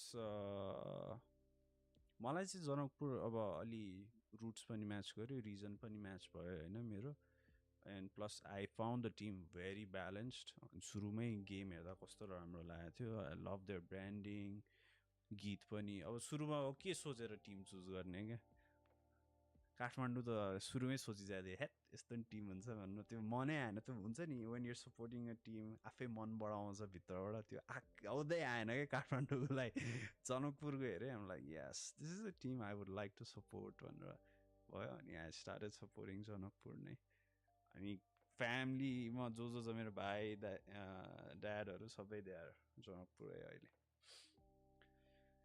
पश्चिमको क्राउड चाहिँ एकदम धेरै छ आज पनि सेकेन्ड गेम थियो पश्चिमको packed stadium packed bro on a Sunday एकदमै क्रेजी गुड फ्यान्स छ and they are the best team अहिले पश्चिमको टिम इज द बेस्ट अति नै खतरा टिम आज झन्डै हार्यो अर्कै कुरा हो हैन तर I think their team is best त्यही हो कि अलि ब्याटिङ अर्डरले फेल खायो भने गेम जे पनि हुन सक्छ के अनि ब्याटिङ नै सबैको विक भइरहेछ है कन्सिस्टेन्ट कसैको छैन कहिले हाई स्कोर 190 पुरा छ कहिले 100 रन गर्दैन यस्तो वियर्ड छ के I hopefully next season that will be better हैन कज यो धेरै टेक्निकल कुरा हुन्छ कि क्रिकेटको पिच लिएर हेलो खेलुवा what's up hello Dheeraj sorry I got carried away with the cricket talks अहिले एकदम रमाइलो भइरहेछ just NPL is really fun to watch यस्तो राम्रो भएको छ प्रोडक्सनदेखि लिएर ब्रान्डिङदेखि लिएर जतिको सपोर्ट सबै ओ माई गड इट्स क्रेजी लाइक यतिको भइरहेछ and it's very nice to see नेपालमा भइरहेको युनाइटेड हो म त जे गरेँ नि जति लद्दु टिम भए पनि म त युनाइटेड फ्यान हो बच्चैदेखि म त युनाइटेडलाई नै सपोर्ट गर्छु जस्तो भयो नि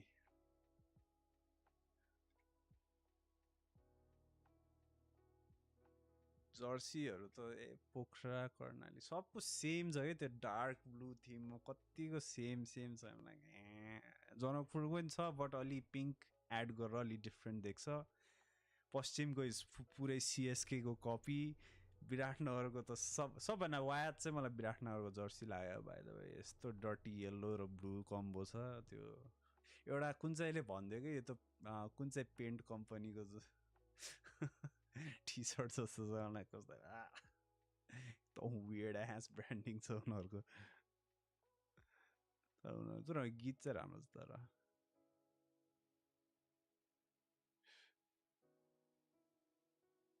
मैले फर्स्ट गेममै स्टोरीमा राखेको थिएँ जनकपुर विल विन द लिगै भनेको छु मैले मेरो प्रिडिक्सन त्यही हो I am really hoping Janakpur will win the लिग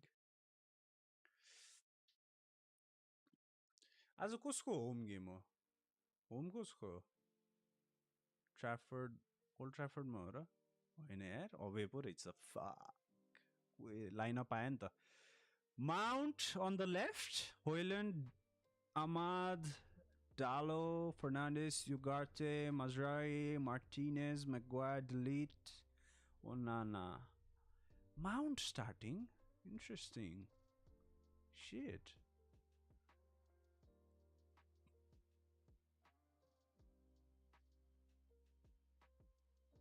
पोखरा त आज राम्रो खेलेको थियो तर अलि पोखरा चाहिँ मलाई एकदम weird लाग्यो Tim One day they are all out for 70 runs. Another day they are chasing 160 or 40 runs with no wicket loss, 10 wickets win. आज झन्डै सबभन्दा स्ट्रङ्गेस्ट टिम पश्चिमलाई हराइदिरहेछ even though they are out. सिमेन्टको बोरा हो सिमेन्टवाला चाहिँ हो ओहो सिटी फ्यान्सहरू आयो नि त ओ माई गड ओके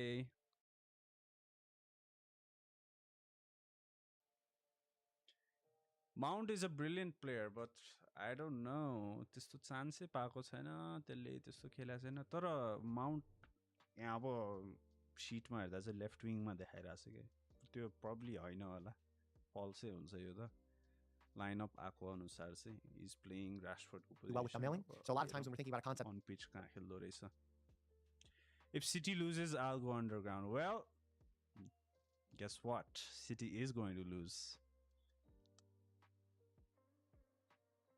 बिचारा आमोरिनलाई स्याक गर्ने रे भर्खर त आछ यार होइन हार्न त अब म्यान इट्स म्यान सिटी होइन अब स्ट्रङ टिम हो है तर सिटीको अलि डाउनफलै चलिरहेछ है बट उनीहरूको होम गेम हो should be a good game I think ड्र नै मोस्ट प्रब्ली हुन्छ होला यसो हेर्दा अनलेस युनाइटेड प्लेज ब्रिलियन्टली अस्ति एफए कप जितेको बेला जस्तै if you remember we beat City in FA Cup the best team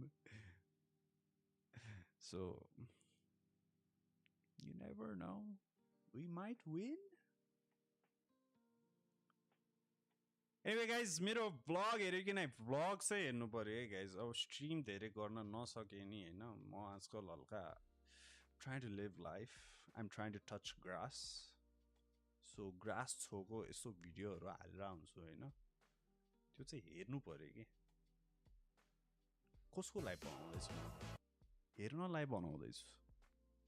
यसो गएर हेर्दिनु पर्यो कसैले हेरेको छैन भने म यहाँ पिन गर्दिन्छु.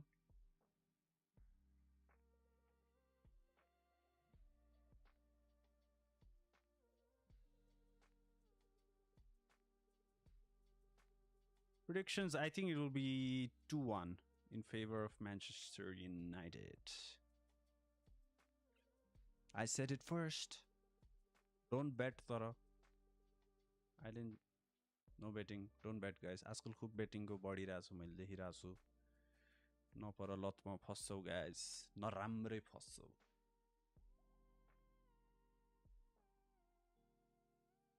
Hello Nish.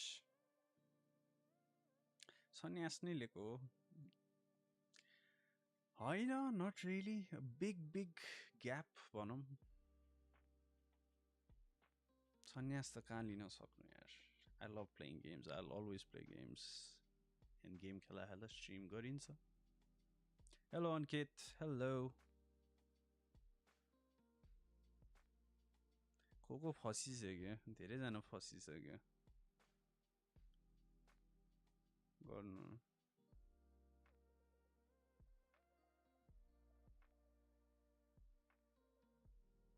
14 13 12 9 8 एक गरिन हैन त्यो इग्नोर गर्नु. 1 1 2 3 4 20 लगभग 2 3 4 5 7 8 9 10 11 12 13 14 15 16 17. Anyway vlog check गर्नु पर्यो guys. पिन गरेको छु मैले. गएर हेर्दिनु पर्यो. अलि मेहनत गरेको छु मैले हैन. धेरै मेहनत गरेको छु. मेहनत गरेको फल निस्किनु पर्यो.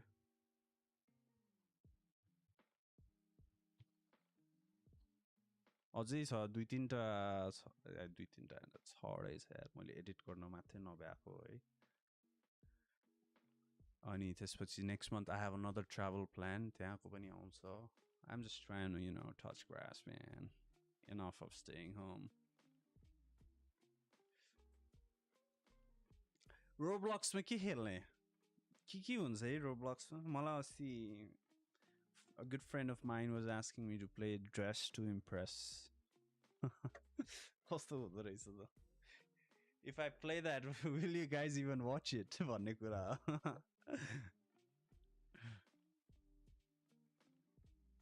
Abhi 2-1 City win.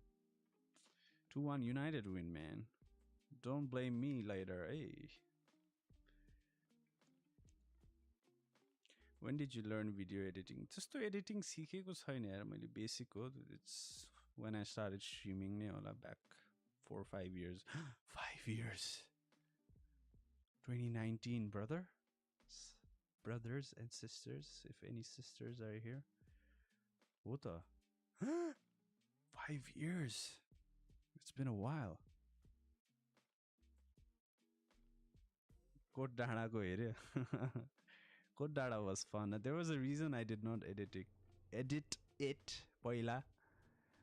But I thought like यत्रो खिचेको छ यतिकै फोल्डरमा छ हाल्नु पर्छ at least for the archives. Maybe down the years I'll feel nostalgic watching it back.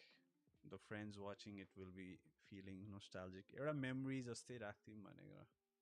Social media भनेको अब मेमोरी फोटो बुक भइसक्यो के अब. त्यही भएर हाल्दिनु जे आउँछ हाल्दिराख्ने हो. के छ Salil? Hello. How you doing? Just to impress on top. Marvels को मैले क्लिप्सहरु हेरेको थिएँ यार. The only clips TikTok मा आइराको अहिले त्यो छ डक्टर स्ट्रेन्जले पोर्टल खोलिदिन्छ स्पनमा अनि दिनहरु मजी म्याप बाहिर झरे like so shit. गेम तर फ्री रहेछ. That's good. I thought किन्नु पर्छ जस्तो लाग्थ्यो. ठीक हो तर.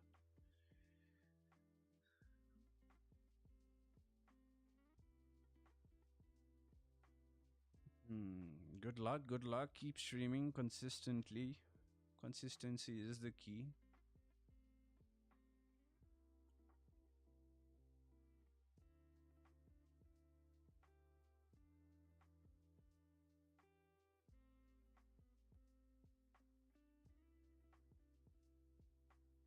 It's a channel को नाम drop गर्दै हुन्छ नाम यहाँ अरूहरूले नि गर्ला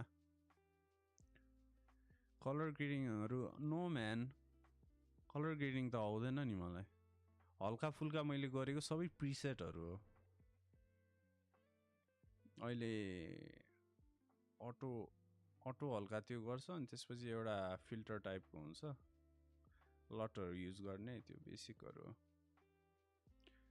मार्बल राइभल्स भन्ने गेम छ के अहिले यस्तै भ्यालोरेन्ट स्टाइल हो के हो त्यो चाहिँ थाहा 5v5 हो के हो त्यो चाहिँ थाहा भएन इट्स अलरेडी आउट स्टीममा फ्री छ यो त खै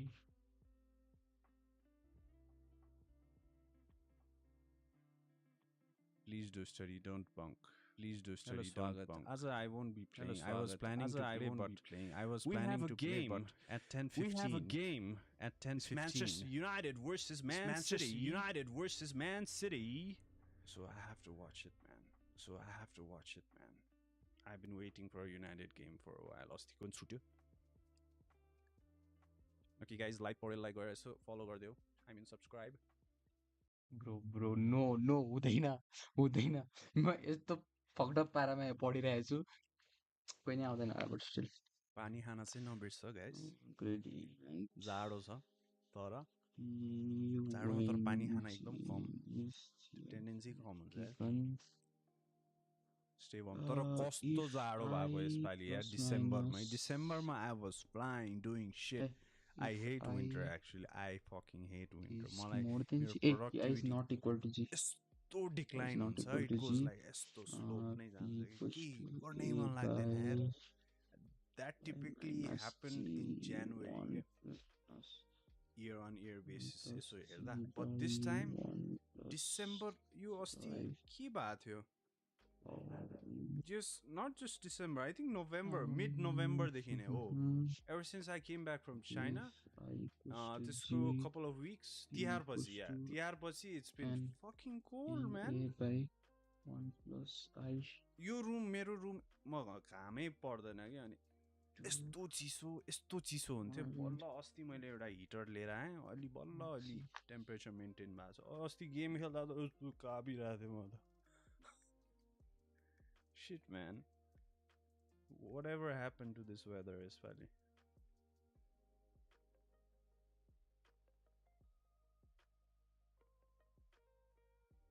oh shit के थिए मैले सक्यो चिसो अनि yeah do you watch UFC now man I haven't अलि त्यसमा चाहिँ इन्ट्रेस्ट आएको छैन अहिलेलाई धेरै कुरामा आउँदैछ I am exploring a lot of new entertainment फर्म्सहरू भनौँ न अहिले चाहिँ I have been a big fanatic for music यार I just love listening to music exploring new artist new types of genre होइन एकदम यो वर्ष चाहिँ I would say I have been very open to electronic music in specific ani general music ta sunirakai hunthyo but new types of genres within EDM chai maile धेरै explore gare I've been liking few I've been really into it been doing a couple of our events as well with helping out my friend who does events or Sunflower Weekender अब kokole सुने होला post पनि गराएको थिएँ मैले I also met few of the guys that recognized me at the event. That was good to see. रमाइलो भएको थियो. Hello, Jirazar. How are you? I'm good. How are you? Last time Feb मा बल्ल snow परेर गएको कारण सक्यो पहिले नै त्यही त आई थिंक अहिले नै कति ठाउँ परिसक्यो स्नोहरु यताउति हेर्दा हिजो पनि I think it was the lowest temperature काठमाडौँमा 2 degrees बिहान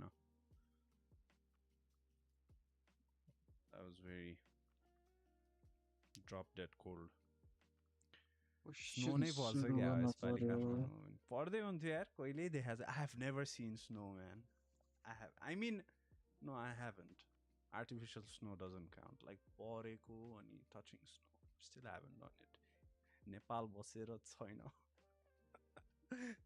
के भन्ने होला यार I've never been to a mountain. I haven't gone to trekking, hiking त गरेको छ trekking पनि गरेको छैन यार fuck man नेपाल बसेर यस्तो बाहिर मान्छेले सोध्यो भने के भन्ने यार so have you been to Mount Everest त सबैले सोधिरहेकै हुन्छ हैन त्यो त परको कुरा यार Everest त छोड्दियो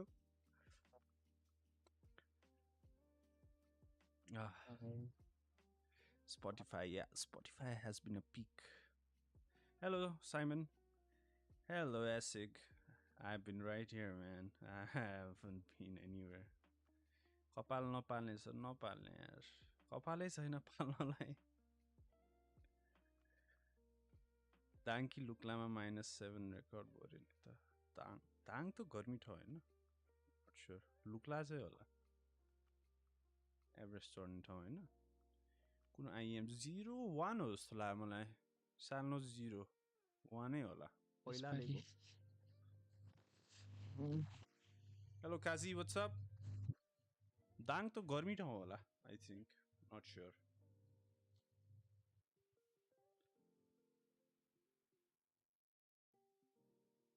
That's a दाङ यार नेक्स्ट इयर चाहिँ म नेपाल घुम्छु यार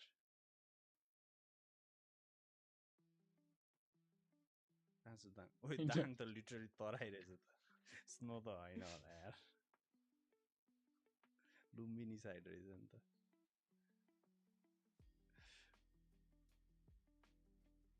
Dang हुन्छ dang PR GR bro मैले धेरै रिसर्च गरिसकेँ bro I've been facing this problem from 2017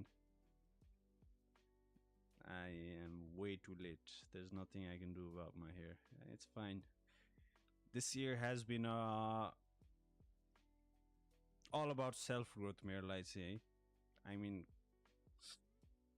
यो वर्ष चाहिँ I have been focusing on a lot of self care self growth and me trying to accept myself and I have accepted myself as this so I am not trying to change it anymore जे छ त्यसमै खुसी छु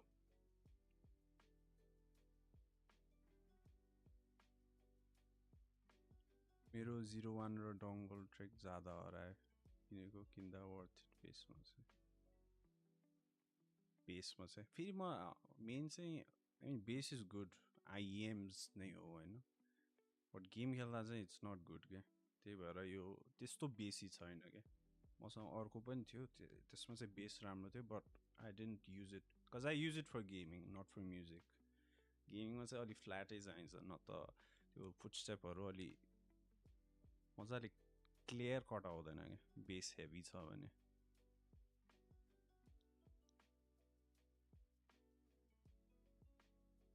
Yeah, famous people are bald. Sure. Hairline त मेरो छ यार if you can see. मेरो चाहिँ यहाँबाटै गएको सबै टेन्सन धेरै लिए के मैले अर्ली एजमा त्यही भएर बुढ्यो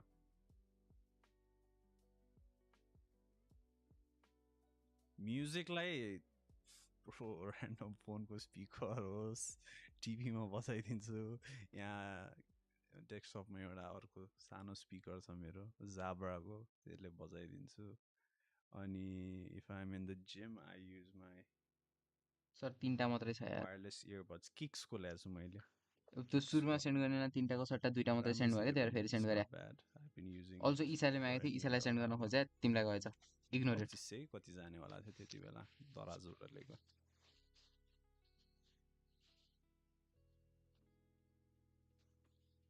I'm not all that technical when it comes to your audio. I just need loud चाहिँ मलाई bass high best हो अब त्यस्तै टाइपको म्युजिक सुनाउँदा त बेस चाहिँ चाहिन्छ अनि त्यसको लागि चाहिँ म स्पिकर अन गर्छु धुम धुम तर हल्ला हुन्छ फेरि कराउन थाल्छ मान्छेहरू चान्स गाना भी नहीं सुनने देते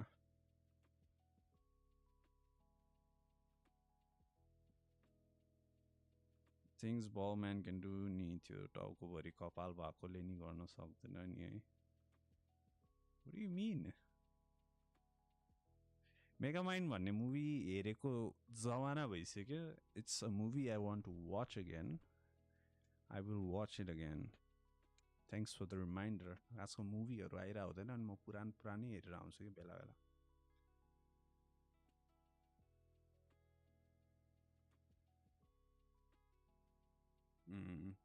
यस्तो छ if it's early stage Hahn PRP चाहिँ म सबैलाई गर भन्छु. सबैलाई भन्छु म PRP गर. There's no problem in that. It's just to keep your hair healthy. That it's not just the value of the subject, how much it needs to be talked about. It also is how well can we title and thumbnail this? How much does the audience want to watch a full-length video on it? Some subjects are only 60 seconds worth, which is great now for shorts. And then we went into this new truth or scare model where we can move into more scripting, where we can do things ahead of time, bulk film, taking some of the pressure off me, because I've been largely coming up with the medical side of the content on my own for the entire time. So 90+% of the videos are in my medical mind of how I want the audience to understand it. And that takes up a lot of time. Yeah. So with these truth or scare ideas, basically we get a really quality viewers. researcher come in, give me facts, allow me to now package the script into a way that's relatable to the audience. And from there, we're getting some good info out. But previous bulk film a couple of episodes once and maybe Mike, can I call you Mike or please. No, please, Mike. Mike, when you're doing like truth or scare an episode, so we have context for the audience, was the one where you're like, are AirPods bad for your brain, right? Like, so we'll always start a truth or scare episode in the same way, where there's a claim being made in that episode, and the claim for the AirPod episode was, are AirPods dangerous to your health? Or the claim is actually that AirPods are dangerous to your health, and they can increase rates of all sorts of diseases. And then we go through the episode, present the data both ways, and at the end I give my final takeaway on the truth or scare meter, where it falls. And for each episode, you get a lot of really good info in a really short period of time, because these are buzzy topics that people are searching for. So you get great search traffic. You also get great seasonal traffic. If something takes off, people are searching AirPods, people are searching sunblock in the summer. You kind of get the seasonality out of it, but at the same time, evergreen concept as well. So really like that series coming together. It's new, we're still developing it, but really cool stuff. And it's really inspiring to hear that even someone with as much expertise as you like will seek out other experts. Oh, for sure. Put information together like research so you could increase your content while not decreasing your quality. Yeah, I mean, it's just at the end of the day, you can only do so much as one person. You need to expand the team. You need to be able to delegate to have a successful channel that continues to grow. It's totally feasible for a year, 2, 3 maybe, to grow completely doing things on your own. But after a while, whether it's burnout, mental health anguish, full-on productivity dumps, or writer's block, that it becomes really hard to come up with content. But if you could take certain things off your plate, whether it's editing, filming, thumbnail generation, that takes a lot of the weight off and allows you to be your most creative self. So look, can I sit and spend 5 hours researching the science behind AirPods? Sure. But I could also hire an MD PhD to do the same, present me that information. I'll still fact check it and make sure it's accurate, but at least have all the sources there ready to go, and I know I'm putting out accurate content. What's the most amount of episodes you've ever filmed in a day? Maybe 3 or 4. 3 or 4. That's, yeah. That's pretty impressive with how dense the information is. Sure. I mean, it makes it easier when some of them are React content, but even React content, I'm watching the content genuinely for the first time. You are? Yeah. Yeah. So I know there's a lot of expert React channels where they plan what they're going to say. Sometimes it's even scripted. But for me, I want it to be as genuine as possible. Now, given the fact that a lot of the episodes have some weird conditions, sometimes I'll get, oh, there's 3 topics here that you should be aware of that will pop up. So I'll do some preliminary research about those topics. But in general, it's my first time watching the episode, giving my answers right there on screen. So it feels like you're watching along with me, because that's the reality. And I have to ask about that because, again, React format is such a big thing across YouTube. And I think if you're listening or watching this and you're like, I'm not in the medical field, but I want to try React for my field. What are some of the things that you tell your team, like, hey, look for these kind of clips before you bring it to me? Or you tell other YouTubers, like, if you're trying to React format, here's some of the things to look out for that make for a good clip. You need, obviously, the shows or episode or whatever you're reacting to be valuable to the audience. It needs to already be something that people search for. Like doing the first episode of Grey's Anatomy was a no-brainer rather than doing some random episode on season 2. So we take something that is already well known and we pair it with the unknown. And I happen to be the unknown in that example. So when you're thinking about making content, take something that is really well known that you're reacting to, and then pair it with yourself, which is usually the unknown. When you get big enough to be known, then you can actually take things that are unknown and pair it with your content and break news. So whenever I'm discussing making content online or news, it's all about creating a wave or writing a wave. So for example, Grey's Anatomy, no one knows who I am. Everyone knows what Grey's Anatomy is. In that situation, I'm writing a wave. I'm writing a wave of Grey's Anatomy, and I'm adding my value to it from my perspective as a practicing doctor. But then if there's a bad doctor that I'm seeing that's doing some damage, I'm like, all right, now I'm going to create the wave. I'm going to take an op-ed perspective and actually introduce my audience to this topic and explain to them what's going on. But that can only be done when you already have somewhat of a following. It's so well said. I feel like so many people start out and try to create a wave. Yeah. But you got to get there. I mean, it's, to me now the algorithm is set in such a way where you can experiment at your own will. Yeah. If you do creating a wave really well on the right topic at the right time, the algorithm will find you whether you have 1 sub or 1 million subs. So that's something truly special about it. And now with some of the new features like hype coming out, you're gonna have even better support in trying to make things blow up. And I'm excited to see how all that shapes out and plays out. For sure. Is there a way, if you're riding a wave, to measure how big it is? Like sometimes I use Google Trends and be like, if I'm gonna react to something, or if there's somebody that I love to have on the show, and make sure it's like a good fit, like check out their views or like other things that you look at, or is it just instinctual? I think when I first started, we were doing things like looking at Ranker or looking at Google Trends and looking at these objective data sources. To be honest, as time has gone on, I found that to be less useful and more so leaning towards instinct and just general sense of things. Like if you say this topic to someone, what will they say? Will they know what it is? If you ask a person this person's name, will they know who they are? And I use that kind of as my barometer more so than an objective source. Makes sense. For the past few years on YouTube, there's been this huge trend of the Mr. Beastification of YouTube. You know, people trying to do more spectacle, challenge formats. But I'm not kidding you. I've gone on podcasts and I said, I think the next big trend on YouTube is the Dr. Micaification on YouTube. And what I mean by that is I think every industry is going to have a creator that's going to be talking about the field in a way that's going to appeal to the masses. If you look at dentistry, you have Dental Digest. If you look at law, you have Legal Eagle. If you look at chemistry, you have Now Read. I'm wondering, what do you think about that? And do you believe that every industry is going to have somebody who's going to be a creator and is going to break out, no matter how unsexy that industry is? Yeah, I think that's absolutely true. And I think that's the big talking point I actually tell kids these days. When they're polled, they say their #1 dream job is to be a YouTuber. And I have to redirect them them in that hope and say, hey, learn something, bring some value to YouTube. Otherwise, you probably won't get popular, number one, because you won't have anything really interesting to talk about. But even worse, you might get popular. And they're like, wait, why is it worse if I get popular? Well, then you'll get popular. You're probably going to be popular for a short period of time, and at some point it'll fall off. And then you're going to feel terrible about yourself. And you won't have a career, not to necessarily fall back on, but to say, well, I've learned this. This is where my value is. They'll say, a negative comment will come and say, you have no value, and they say something really mean. But then if you look inside and you say, well, what is my value? What am I bringing to the table? That's going to be a demon that you're really going to struggle with. Yeah, I think you need two things. You need experience and then entertainment value. Sure. And it's easier to make experience or like knowledge entertaining than just to be a pure entertainer. Yeah, and even to be entertainer, like do the rounds. Like you want to be a funny comedian, do stand-up comedy, do the legwork, be performing at shows, bomb a lot, learn what that's like. You could tell the difference from someone who's had those reps versus someone who hasn't when they step away from that camera. Have you tried doing that? Well, with the live show, doing a full improv, that was the hardest thing I've ever done. More so than boxing, because on improv, it's if you don't come up with anything, you're just frozen. And in medical school, you get no training of thinking on the spot. You're kind of instead just always reverting back to what you know, the knowledge. But here, you're accepting the reality as it is and just keep building on it. And that was one of the best tools that I think made me better as a podcast host, as a doctor. And in fact, I think medical school should incorporate improv training into their education. Well, why? Because I think when you're sitting one-on-one with somebody, part of understanding who they are is accepting the information they're giving you. And a lot of times as doctors, we're quick to write people off or to skim over whatever story they're telling. But with improv, you have to be in the moment. You have to be locked in. You have to say yes and when a patient's telling me something that might not even be factually accurate, I have to say yes and I want to help you the best that I can. Yes and I want to help your child the best way that I can. And when we start creating commonalities, we can then talk about things we disagree in a friendly way as opposed to an argumentative, antagonistic way. Yeah. When was that oh shit moment for you where you were practicing and then you're like, okay, maybe I'm gonna dial back like how much like I practice in the field, I'm gonna do more YouTube, or like there must have been a moment I imagine where it's like, okay, this YouTube thing is taking off as a business. Let me try to invest there versus the traditional path that you studied for. Yeah, my passion for being a doctor will never go away. It's just the thing that I enjoy doing most. And YouTube's awesome because there's so much value there. Forgetting the financial side of things, the value of helping so many people health-wise also. You know, I do a lot of education as a primary care doctor in my office, but imagine doing it at such a larger scale on YouTube. There's so much benefits to be had. But the moment where I realized that was as valuable as it is to me was when I finished my residency. I already had my YouTube channel up and running, and there was a period of time that I was going to work in New York, and I got my license to practice in New York. And suddenly my hospital where I did my residency training said, what about continuing to work here? We'd love to hire you. And I had to apply to a New Jersey license, which took 3-4 months. And there was that gap where I didn't practice, but I made YouTube videos. Boy, did it feel unauthentic and not genuine. And I lost connection to the field in that 3 months. And I said, no, I can't give up practicing clinical medicine because it makes me understand better the problems people have. It allows me to relate better to people, use better language where I can actually see one-on-one if they're understanding what I'm saying. And it just makes you just more valuable, but also happier. Even when the channel is not performing as well as you hope, going to the office and having someone tell you your notes are late or your patient mad that you're 5 minutes late to their appointment, that's valuable. And people will always belittle it. So valuable being able to see the exact outcome of your work right there in the moment. So valuable. Wow. Yeah, I think there's something you said about keeping your razor sharp. You know, I interviewed Hayden Helios, who's one of the best editors on YouTube. He still edits while he makes YouTube content. Of course. So you're practicing the craft. Was there a moment where, like, I have so much respect for doctors because like you invest so much of your time as well as your finances into it that you're like, wait, the finances of YouTube are taking off more than being a doctor? Yeah, and I don't say this often, but because of the YouTube success, I now volunteer as a doctor. Oh, wow. So that's just like, by law, I have to get paid. So I donate the money back to my hospital, which is a nonprofit, and I work at a community health center. So taking a different line than most media doctors who use the moment to build up a business of clientele of celebrities or private pay, I say, well, let's do really well in the YouTube space and use that to fund being an awesome doctor for people who are really needing it.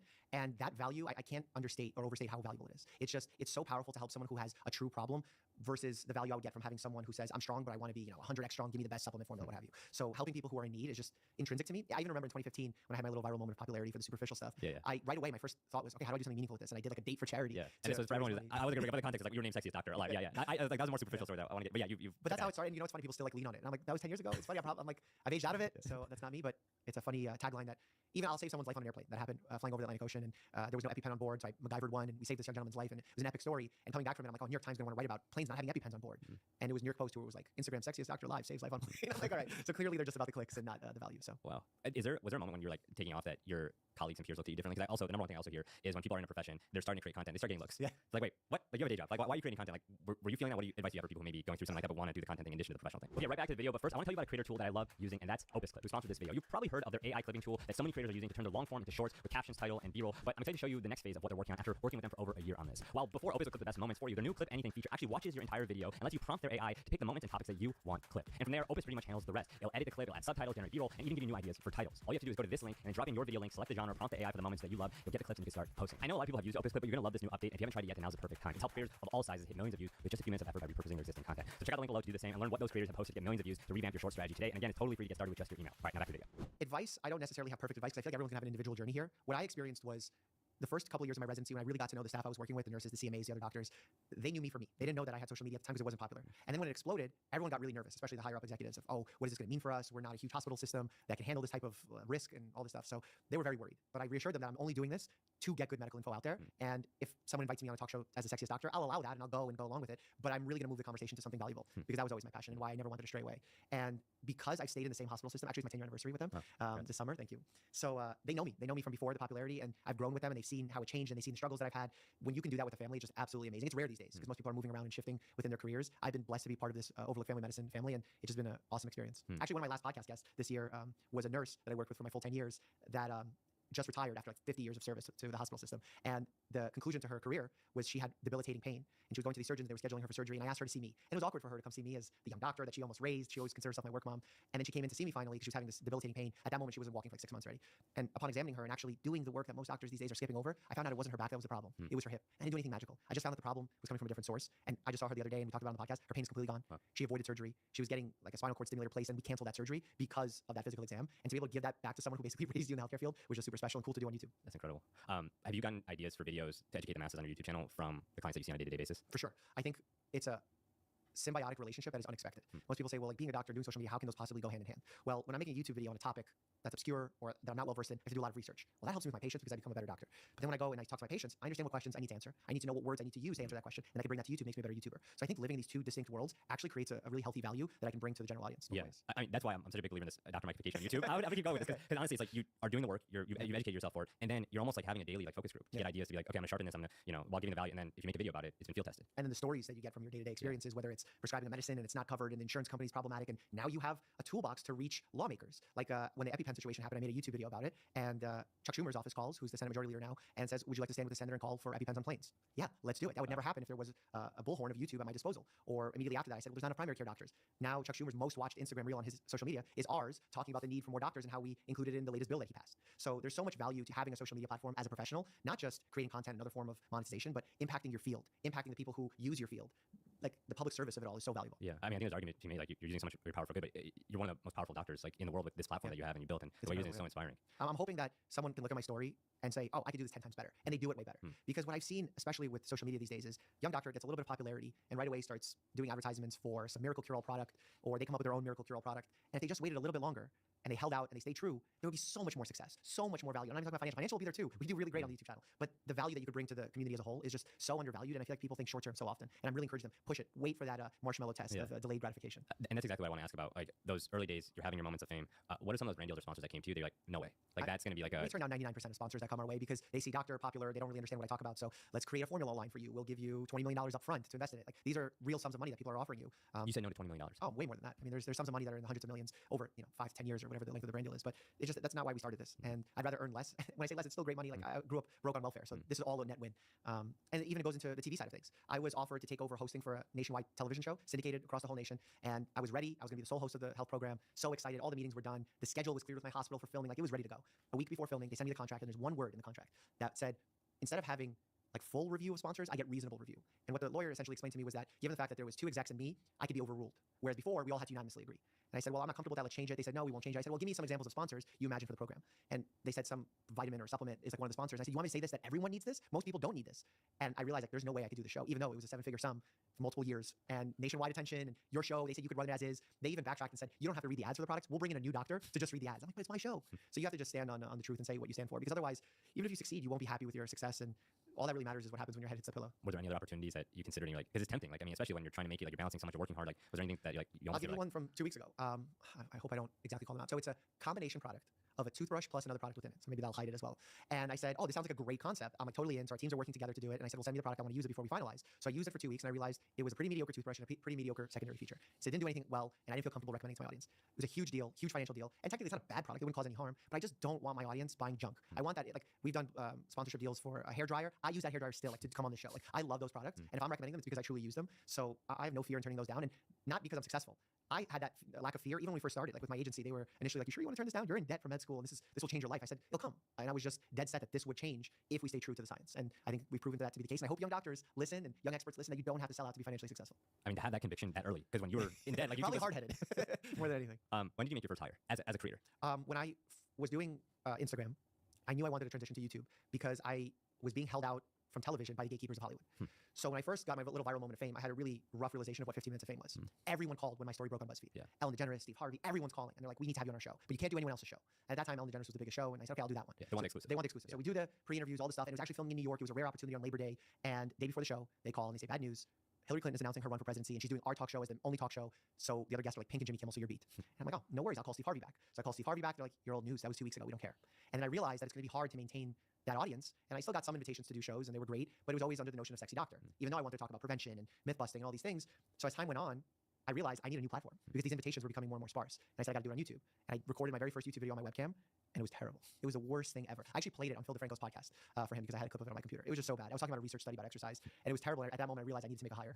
So I said, as soon as I find someone who's good quality with video and editing, I'm going to hire them. And someone reached out, a guy named Dan Owens, who's now a partner in the channel, and said, hey, I do stuff for YouTube, and I think you'd benefit from having video content. We met, we clicked, we started working on a part-time basis. That extended to now, 7 years later, he's partnered in the channel. We continue to grow. His wife is a member of the YouTube channel now as well. So we're always trying to take care of our own and make sure that when I succeed or the channel succeeds, everyone succeeds. That's so interesting to hear because I think a lot of people who are creators are looking for partners and operator. Yep. But it's hard to incentivize them given how hard it is to work. Well, what does partner mean in the channel? Because also, channels, creators, we don't often have exits or liquidity events. There's a few like the map pats a little Sure. bit. And again, I was starting this as a broke medical student, not really knowing what I was doing. But essentially, my goal was to say everyone should have a really good salary working here because we do really well. But then on top of it, not only should there be a bonus structure, but after a certain period of time, that bonus structure should reflect on how well the channel's doing. So we created performance incentives that if the channel's doing something, your salary is going to reflect that. And not just thinking about salaries because that's one part of it. The health insurance every employee has is the best health insurance. The food that everyone eats is always top tier food. So travel, if I'm traveling somewhere and I'm traveling first class, everyone in the crew is flying first class. Most people are not doing that, but I was like, we're all a team and we're all doing this together, so we all should celebrate in the wins. But what's some of those bonus structures for creators thinking about incentivizing their either percentages of total revenue or specific parts of the revenue, because we have different revenue streams, whether it's AdSense, brand deals, speaking engagements. Now we have the course that we're selling, and because we have these different avenues, there's different incentives depending on which team you're on. Video games in general just don't hit the same anymore. And it's not because the games are bad or anything like that. Games like GTA 5, God of War, or Uncharted 4 are objectively great games. It's just that in general, video games ain't as fun as it used to be. How often have you finished schoolwork and you go to sit by your PC or console and it was ready to have so much fun? You open a game ready to play, you play for 30 minutes, then eventually you just get bored and resort back to use the phone scrolling on endless TikTok.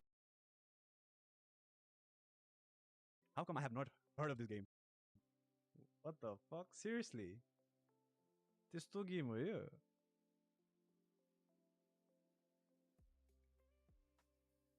कसले बनाइरहेछ? Valve को game हो? Valve को game हो यो? Shit. Really?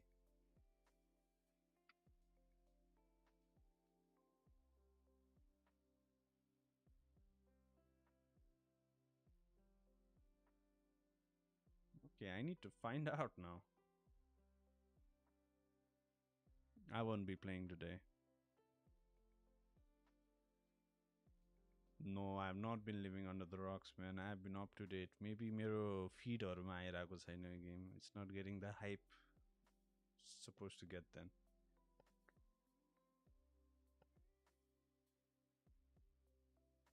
I'm not active on YouTube, so त्यो भएर नि थाहा भएन. TikTok reelsहरुमा त आइराकै हुन्छु म. सुने त हो जस्तो लाग्यो बट कुन चाहिँ गेम बन्द भएको त्यसो भए त यो गेम बन्द थाने थियो मैले. It's probably not race. Okay, Valve को हो भने त worth trying.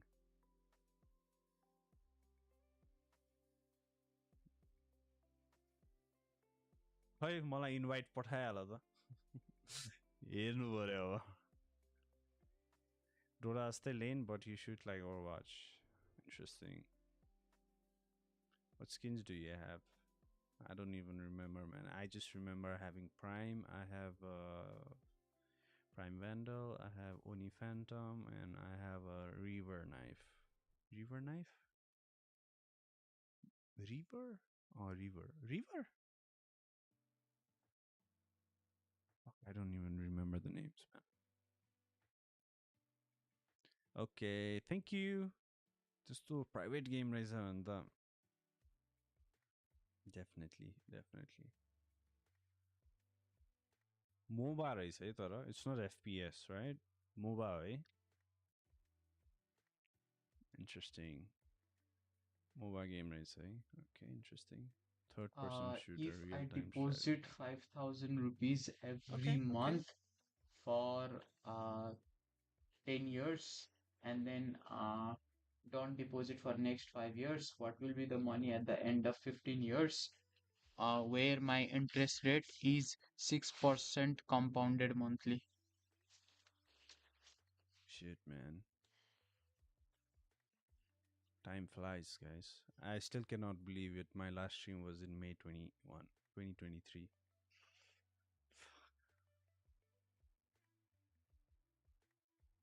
Shit. Disbelief.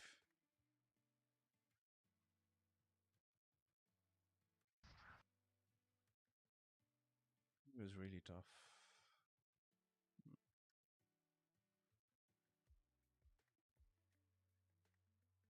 अब गेम हेर्नु पर्ला guys. गेम सुरु हुने बेला आयो. गेम सुरु हुन बेला भयो.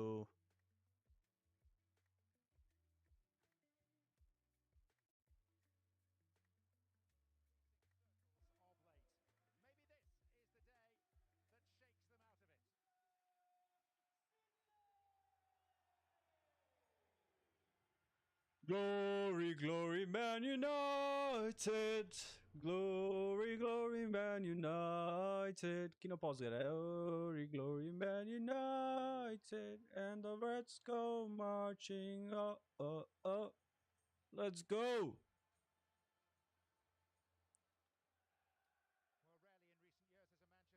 Where are you from? Which land? Canada.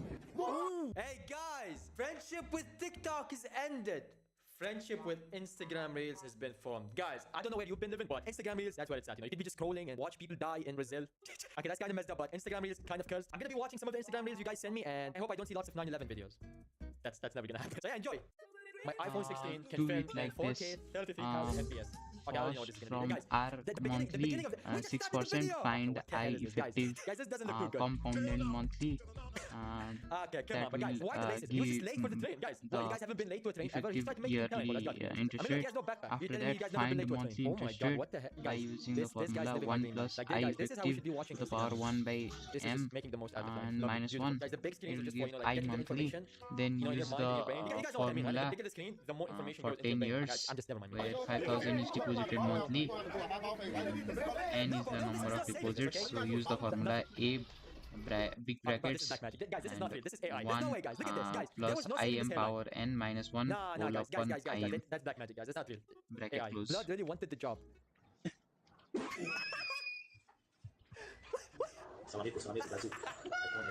Salam alaikum, Brazil. Uncle couldn't believe his eyes. La piscine, en fait, c'est vraiment. Showing out. Mais, parce qu'il y a les maisons, tu vois, et c'est. Look at the way it's looking. Oh, is this Sasuke? Is this like a Sasuke t-shirt? We say Sasuke, like in Arab, like Arabs say Sasuke. What are you doing? Bro, you can just sell the t-shirt without doing all this goofy stuff. You're already under my genjutsu. This is why One Piece is better than Naruto. You know? Not that I watch One Piece. I've never watched like 1,000 episodes show. I don't have time for that. But I'm just saying One Piece is better. Is that camel or a llama? No, bro, don't give it lemon, bro. Bro, why do white people, guys, look what's gonna happen. Oh. Find this guy and just publicly execute. Jokes. Who's got the battle pass? I mean, at least it's giving them. It's giving them the blessings. Guys, this is me in season 4 Fortnite when I didn't have the battle pass. And all my friends had the battle pass and they all had skins and I had the default Bob skin or whatever his name is. This was them. This was me. Not that we were black. I'm just saying, like, you guys get me. Okay, guys, you guys are just sending this to me so I can make fun of like unfortunate people. Like, come on, guys, this is too much, guys. You just want to make me look bad. Wallah, no one to talk to me. No one. I wasn't trying to talk to you. If you see me, don't look at me. Bitch ass nigga. But I wasn't gonna look at you. Don't worry, I was never gonna look at you. And why does he look at the guy, the alien with the blue head that says no bitches? Keyboard. Did he just walk? Did he just walk with it? There's nobody driving it. He's driving it with the keyboard. Guys, don't tell Elon Musk about this. Давай, бродяга, райцо выходит на натуре. Давай, Николай, погазам. The guy speaking in Russian is making this video funnier. I don't know why, guys. Is this racist? Давай, бродяга, райцо выходит на. Oh, he's getting fooled. Guys, I have to try this in my next Omegle video. What the hell is this, guys? Why are you sending me this stuff? I'm not watching this. Next video. Before. Wait, this is a wasp nest, and this is like a lizard? God, rest in peace, lizard. I don't know what's gonna happen, but rest in peace.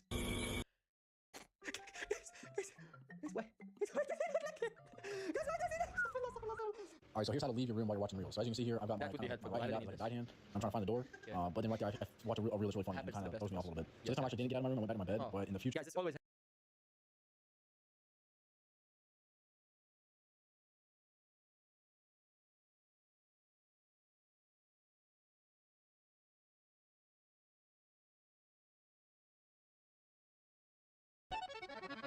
When you think of a foreign film, what country comes to mind? France maybe? Or Japan? I'm gonna guess you didn't say India, even though India has multiple film industries, has been making movies since film was invented, and also makes the most films annually in the entire world. So when I say there's an Indian Bollywood movie called Awara, and it's one of the most popular and successful films ever made, my question is, have you even heard of it? Awara was a black and white film from 1951 that was so popular that I'm actually kind of afraid I'm going to undersell how big it was. Awara was the third film by a director called Raj Kapoor, and he also acted in it, and not just like as some little cameo. He's the main star. It's a movie about his character. It sold like 100 million tickets in the Soviet Union, sold like another 100 million tickets in China, and it was extremely popular in the Middle East and across Europe and Africa. Like, they remade Awara 6 times in Turkey. This footage is from the 1964 one. It was at the point where, like, you know Chairman Mao, like Mao Se-sung, he's on record as saying Awara was his favorite film of all time, but he died before the Mario movie could come out, so who can say? That's crazy, isn't it? In a time where studios are increasingly trying to market themselves to a Chinese audience, to the extent that they'll be literally racist, one of the most successful Chinese films of all time is Indian? And I know what you're thinking, 1951, that's so long ago. Does anyone today even care about it? Well, excuse me, Mr. Man. Yes, and I can prove it. There's this director called Zhe Zhangke. He's an internationally well-respected filmmaker from China, and you know he's a big deal because he's won awards. In the year 2000, he made a film called Platform, voted one of the best films of the decade, best films of the millennium, blah blah blah. Platform's about an isolated village on the border of China sometime in the 1980s, and some of the themes that Platform discusses are how times are changing and how things are moving on culturally. And in Platform, there's a scene early on where a bunch of people go to the cinema, and Awara is just straight up playing in that town's local cinema, and it's completely sold out. The whole point of that scene is that Awara is so big that it's a film that everybody knows. What you need to understand about Raj Kapoor, the director and main star of Awara, is that when this movie came out, he was the man. Like, you think American celebrities are big, but think about how wide Raj Kapoor's influence stretched. I mean no exaggeration when I say this. He was like if all 4 of the Beatles Dragon Ball Z fusion danced into one freakish creation, which is probably not the best metaphor to use when trying to sell something. All of this is to say, you've probably made a lot of assumptions about what Awara is, just because I said it was Indian. Hopefully by the end of this video, you'll be able to see that it's something quite different. If you're like me, the main thing you want from a movie nowadays is just for it to give you something different, something that feels so unfamiliar and so unique that it's like dunking your head into a bucket of water. And Awara is 100% that. Awara is a Bollywood film, but that doesn't really mean as much as you might think. It's basically the same thing as Hollywood. You know how Hollywood is a real place where all the big budget films are made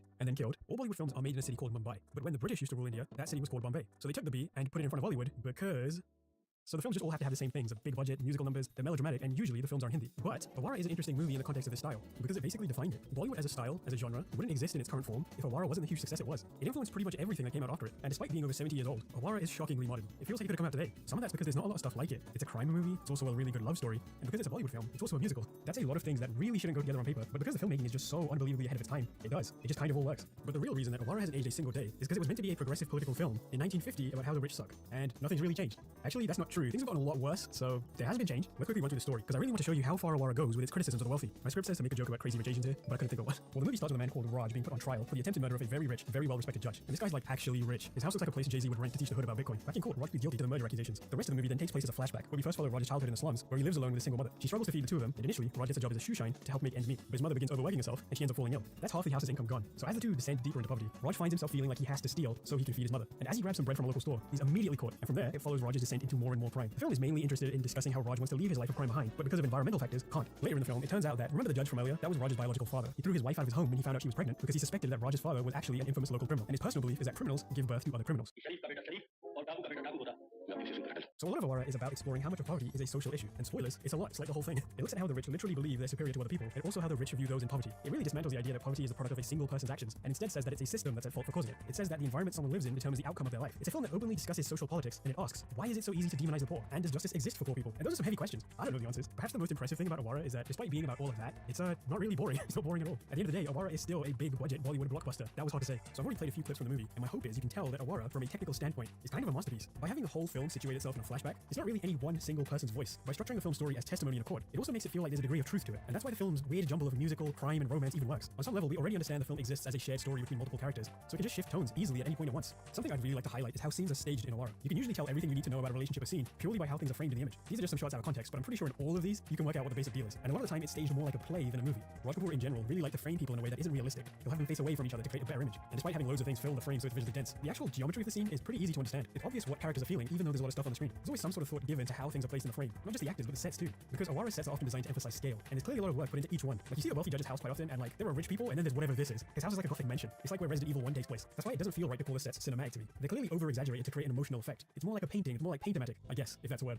It wants you to experience some sort of poetic feeling from looking at these shots. It wants to create something inside you that emotionally responds just to how the image looks. Awara has this gorgeous black and white photography, but I swear, it feels like it's a color film. It's vibrant, the camera work is dynamic, the characters feel like they're bursting with passion, but because it can't rely on color though, a lot of the visual storytelling is done through light. Throughout the film, light is seen as a protective presence, but also a finite one. It's something that can go out and be easily swallowed by the dark. And that duality between the black and the white, the light and the dark, visually represents the same conflict that Raj is experiencing internally. He knows crime is wrong, but he feels like he has to do it. It's what he's been raised to do. It's the lens through which he understands the world. The parts that are always tempting Raj to commit crime are draped in these heavy shadows, purposefully obscuring characters' faces. Visually, the film moves him further from the light every time he turns to crime. There's a great dream sequence in the the middle of the film where Roger's internal feelings collide, and you can see every time he approaches happiness, it's all clouds and light. And when his axe start to weigh on his soul, the shadows start creeping in. Yo, I'm editing this right now, and look how sick this hell sequence is. What the hell? The other big thing that stands out about Awara's photography is how intimate the whole thing is. There are so many close-ups of people just straight up looking at each other. When people talk about cinema, they usually mention the big screen experience. You gotta go see Oppenheimer in IMAX. But seeing intimate shots like this in a big screen film really changes how we interpret the image. At this level, you can see every minute detail in someone's face, and you're kind of forced to read their faces like it's an image and interpret some sort of meaning. You can see every motion in a person's face as they attempt to hold back crying, or how their muscles twitch as a giant smile creeps across their face. By shooting a film in this way, every gesture in a person's face communicates something to you. The way Awara uses these close-ups actually reminds me a lot of another director, Ingmar Bergman, the guy behind Seventh Seal and Persona and all sorts of other stuff. There's a great quote from him where he says, "The close-up, the correctly illuminated, directed, and acted close-up of an actor, is and remains the height of cinematography, that incredibly strange and mysterious contact you can suddenly experience with another soul through the actor's gaze.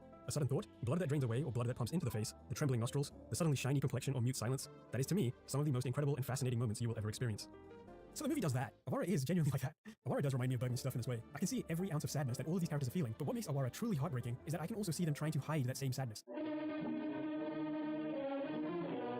Trying to bury it so they don't have to confront it, and I have to read it on their faces instead. And I think that's emotionally closer to how real life works. Most of the time we don't communicate what we're feeling, even when we're trying to. It's usually what's not spoken that says more about us, and Awara manages to capture that in the way it shoots faces in close-up. Awara was doing all of this in 1951. You know what Hollywood was doing in 1951? Blackface. That's just how everything looks in Awara, by the way, because when it comes to the actual storytelling, Awara's in a league of its own. The scene where Raj steals the bread for his mother because she hasn't eaten in 3 days is particularly good at showing this. After Raj is interrogated by the police and taken into a children's prison, you get the shot of dozens of children all talking with each other and lining up for food, before finally panning over to Raj, who's silent. The film's conveying something important here. Raj isn't a single isolated incident. This happens all of the time, and it's so common that everyone's used to it. But after Raj goes up to get served his dinner, he's given 2 rotis, which are, basically bread, and he picks one up, stares at it, and breaks into laughter, which without a single piece of dialogue has conveyed a pretty complicated idea. It's pointing out the irony that Raj was thrown in prison for attempting to get food, which he is now getting in prison for free. And there's another idea under that one too. If you're poor and starving, under a system like this, you're incentivized to go to prison. It has shelter, it has food, the government's more interested in locking people away than taking care of them, which is, a pretty crazy idea to put in your big budget blockbuster film. As Raj laughs at the roti as a child, the film then transitions into Raj as an adult, still laughing, but at a different piece of roti, which conveys 2 more things. 1, he's still in prison, which means he's definitely still committing crimes, and 2, the rest of the film is going to be about Raj as an adult. And it says all of those things with 0 dialogue, and it doesn't even talk down to you as it's doing it. How cool is that? It respects you enough as a viewer to put the pieces together yourself. And that's just like the crime societal side. When it comes to evaluating Awara as a love story, it's got to be one of the best ones ever made. The 2 leads, Raj Kapoor and Nargis, were actually in love with one another while filming, and you can absolutely tell when watching the film. Something that I really like about romantic films from this era is that kissing was banned back in the day, so filmmakers would have to work around that and find other ways to represent it. It ended up making films feel more romantic, if anything, because you had to fill in the gaps instead. There's a moment in Awara where the 2 leads kiss, but we only get to see their reflections. And when they go in for the kiss, a ripple comes and ruins it.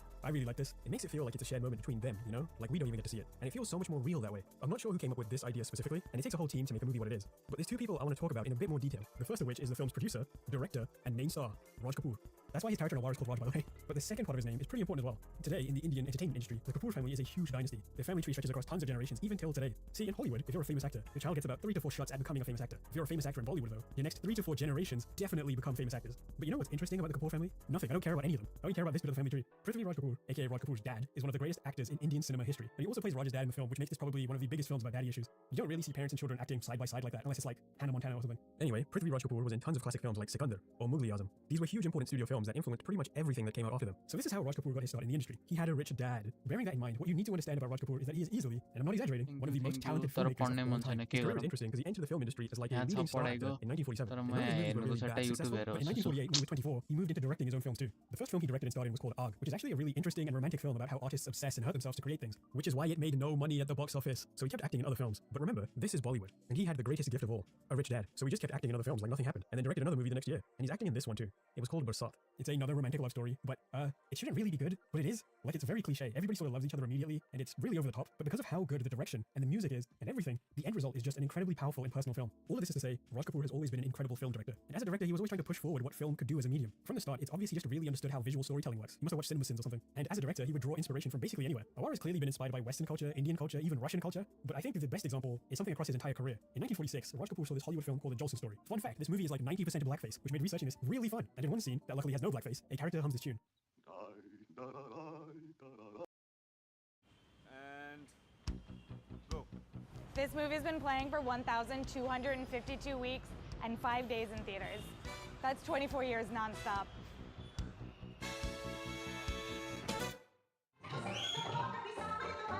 This whole story started because my friend recommended that I watch this movie. Well, this is a crazy film. And as usual, I had to do some research. This seems like a story for us. I'm in Mumbai. This is the Maratha Mandir Theater, and it's become famous for one thing. The film is called Dilwale Dulhania Le Jayenge, or DDLJ affectionately. It's India's version of the Titanic, but the actors became 10 times more famous. It has way more hit songs. Sorry, Celine. And it's a film today that's still relevant. After so many years, we asked the ticket seller if people are really still coming to see it. आज के दिन 85 ticket बिके हुए हैं और mostly जब छुट्टी रहती है हॉलीडे रहता है कोई भी संडे हो या जनरल हॉलीडे कोई भी हो तो उस दिन 350-400 टिकट बिक जाते हैं.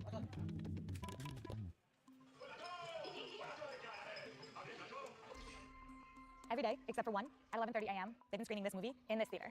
So we're going to talk to the projectionist. मैं मराठा मंदिर में 46 साल से हूँ, 46 साल से. दिल वाले दुल्हनिया जब से लगी तब से अभी तक 23 साल में मैंने करीबन 9000 बार देखी. हाँ, मेरा फेवरेट सीन वो लास्ट रील में जब अमृतपुरी काजल का हाथ पकड़ के कहता है और बाद में हाथ छोड़ देता है, जा सिमरन इस लड़के से ज़्यादा प्यार तुझे और कोई नहीं कर सकता. ये सीन जरा बहुत ही अच्छा लगा मुझे. Okay, let me tell you about the film because if you're still watching, you're probably curious. This is Raj, played by Shah Rukh Khan, and this is Simran, played by the famous actress Kajol. They meet on a train, they end up in Switzerland. Simran's drunk, and on a trolley, they sing, they dance, they're in love. No, they're not. Wait, yes, they are. But Simran has an arranged marriage back in India to this guy. So Raj follows her there. They have an iconic moment in a mustard field. He pretends to be a family friend. They sneak around. The family loves him. Yay. Wait, Simran's dad does not. Does it matter? I don't know. The truth comes out. Turns out it did matter. Punches are thrown. Simran's fiancé loses. Raj and Simran leave on a train together. The end. मेरा मानना है कि हिंदुस्तान में सभी भारतीयों ने ये picture देखी हुई है. लगभग 95% ने तो देखी होगी. Like over a billion people? क्या आपने DDLJ देखा? Yes, yes, I've seen. Have you seen DDLJ? Yes, sir. Yes. Yes. Yes. मैंने देखा क्योंकि हमें हमेशा ड्राइविंग में बिजी रहता हूँ. My God, he's right. As an American, this seems just like a classic love story. But clearly, there's something more going on. So I spoke to Anupama Chopra. She's a film critic here in India and the woman who literally wrote the book on DDLJ.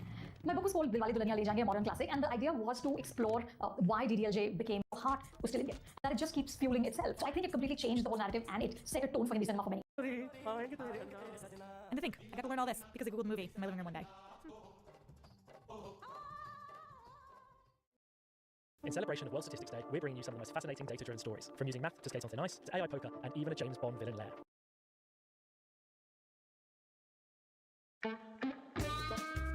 Lennon and I are going to a movie premiere tonight, so that's what I'm about to get ready for. I got 2 hours.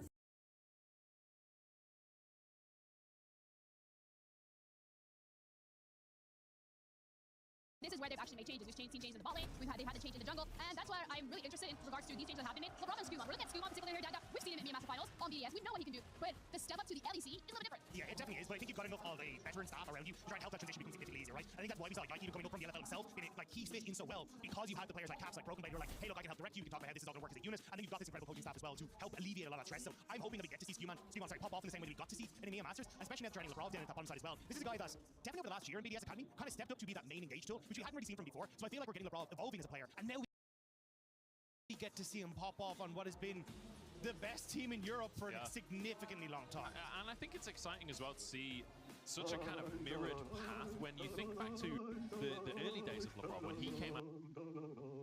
It's actually a waltz from the late 1800s by a Romanian composer called Joseph Ivanovic. This tune that he just heard in a film must have got under his skin or something, because he ended up using it in like all of his films.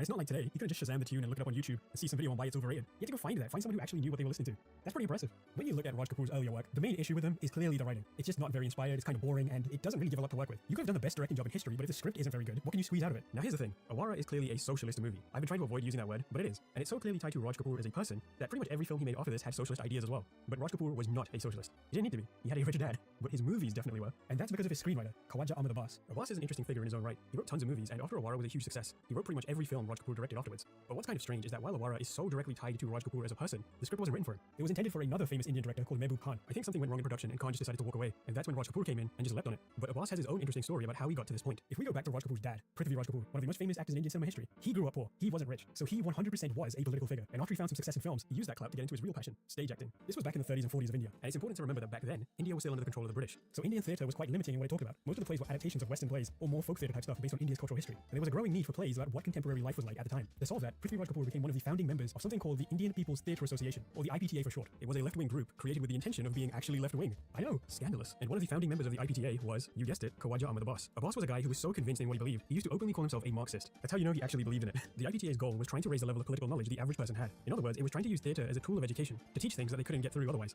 But something else the IPTA was interested in was film. And when you think about it, film is a pretty working-class art form. You pay for a cheap ticket, and you get to see this really expensive, detailed thing. And the whole reason that's even possible is because a bunch of other people also paid for a cheap ticket. That's not from a book or anything, by the way, that's just my opinion. So the IPTA started looking at several different types of film movements that were happening at the time as well. They looked at early Soviet Union cinema, Italian Italian neorealism, German expressionism, and out of that came a movement called parallel cinema, which was interested in discussing things like class and poverty. And this was the stuff that really made it overseas. But you know what else is true about art house cinema? It doesn't make any money. And just like all of these movies point out, people have got to eat to live. So a lot of IBTA members also started working in mainstream Indian cinema, aka Bollywood, because the IBTA was looking into one other important movement as well, American Hollywood. That meant directors like Charlie Chaplin and Frank Capra, these filmmakers who could absolutely sell out cinemas while also injecting their own political ideas into their films. That's why Awara is such a perfect story, really. There was a young talented director who wanted to prove himself as an artist, and another extremely talented writer who wanted to express his own concerns and ideas. So because of that, Awara managed to be extremely accessible without having to compromise its political discussion. And don't forget, this was a Bollywood film, and one of the ways the movie expresses those ideas is through the music. Awara is especially famous for one song. After Raj leaves the prison as an adult, he walks out into the street and starts singing Awara Hum, aka I am an Awara.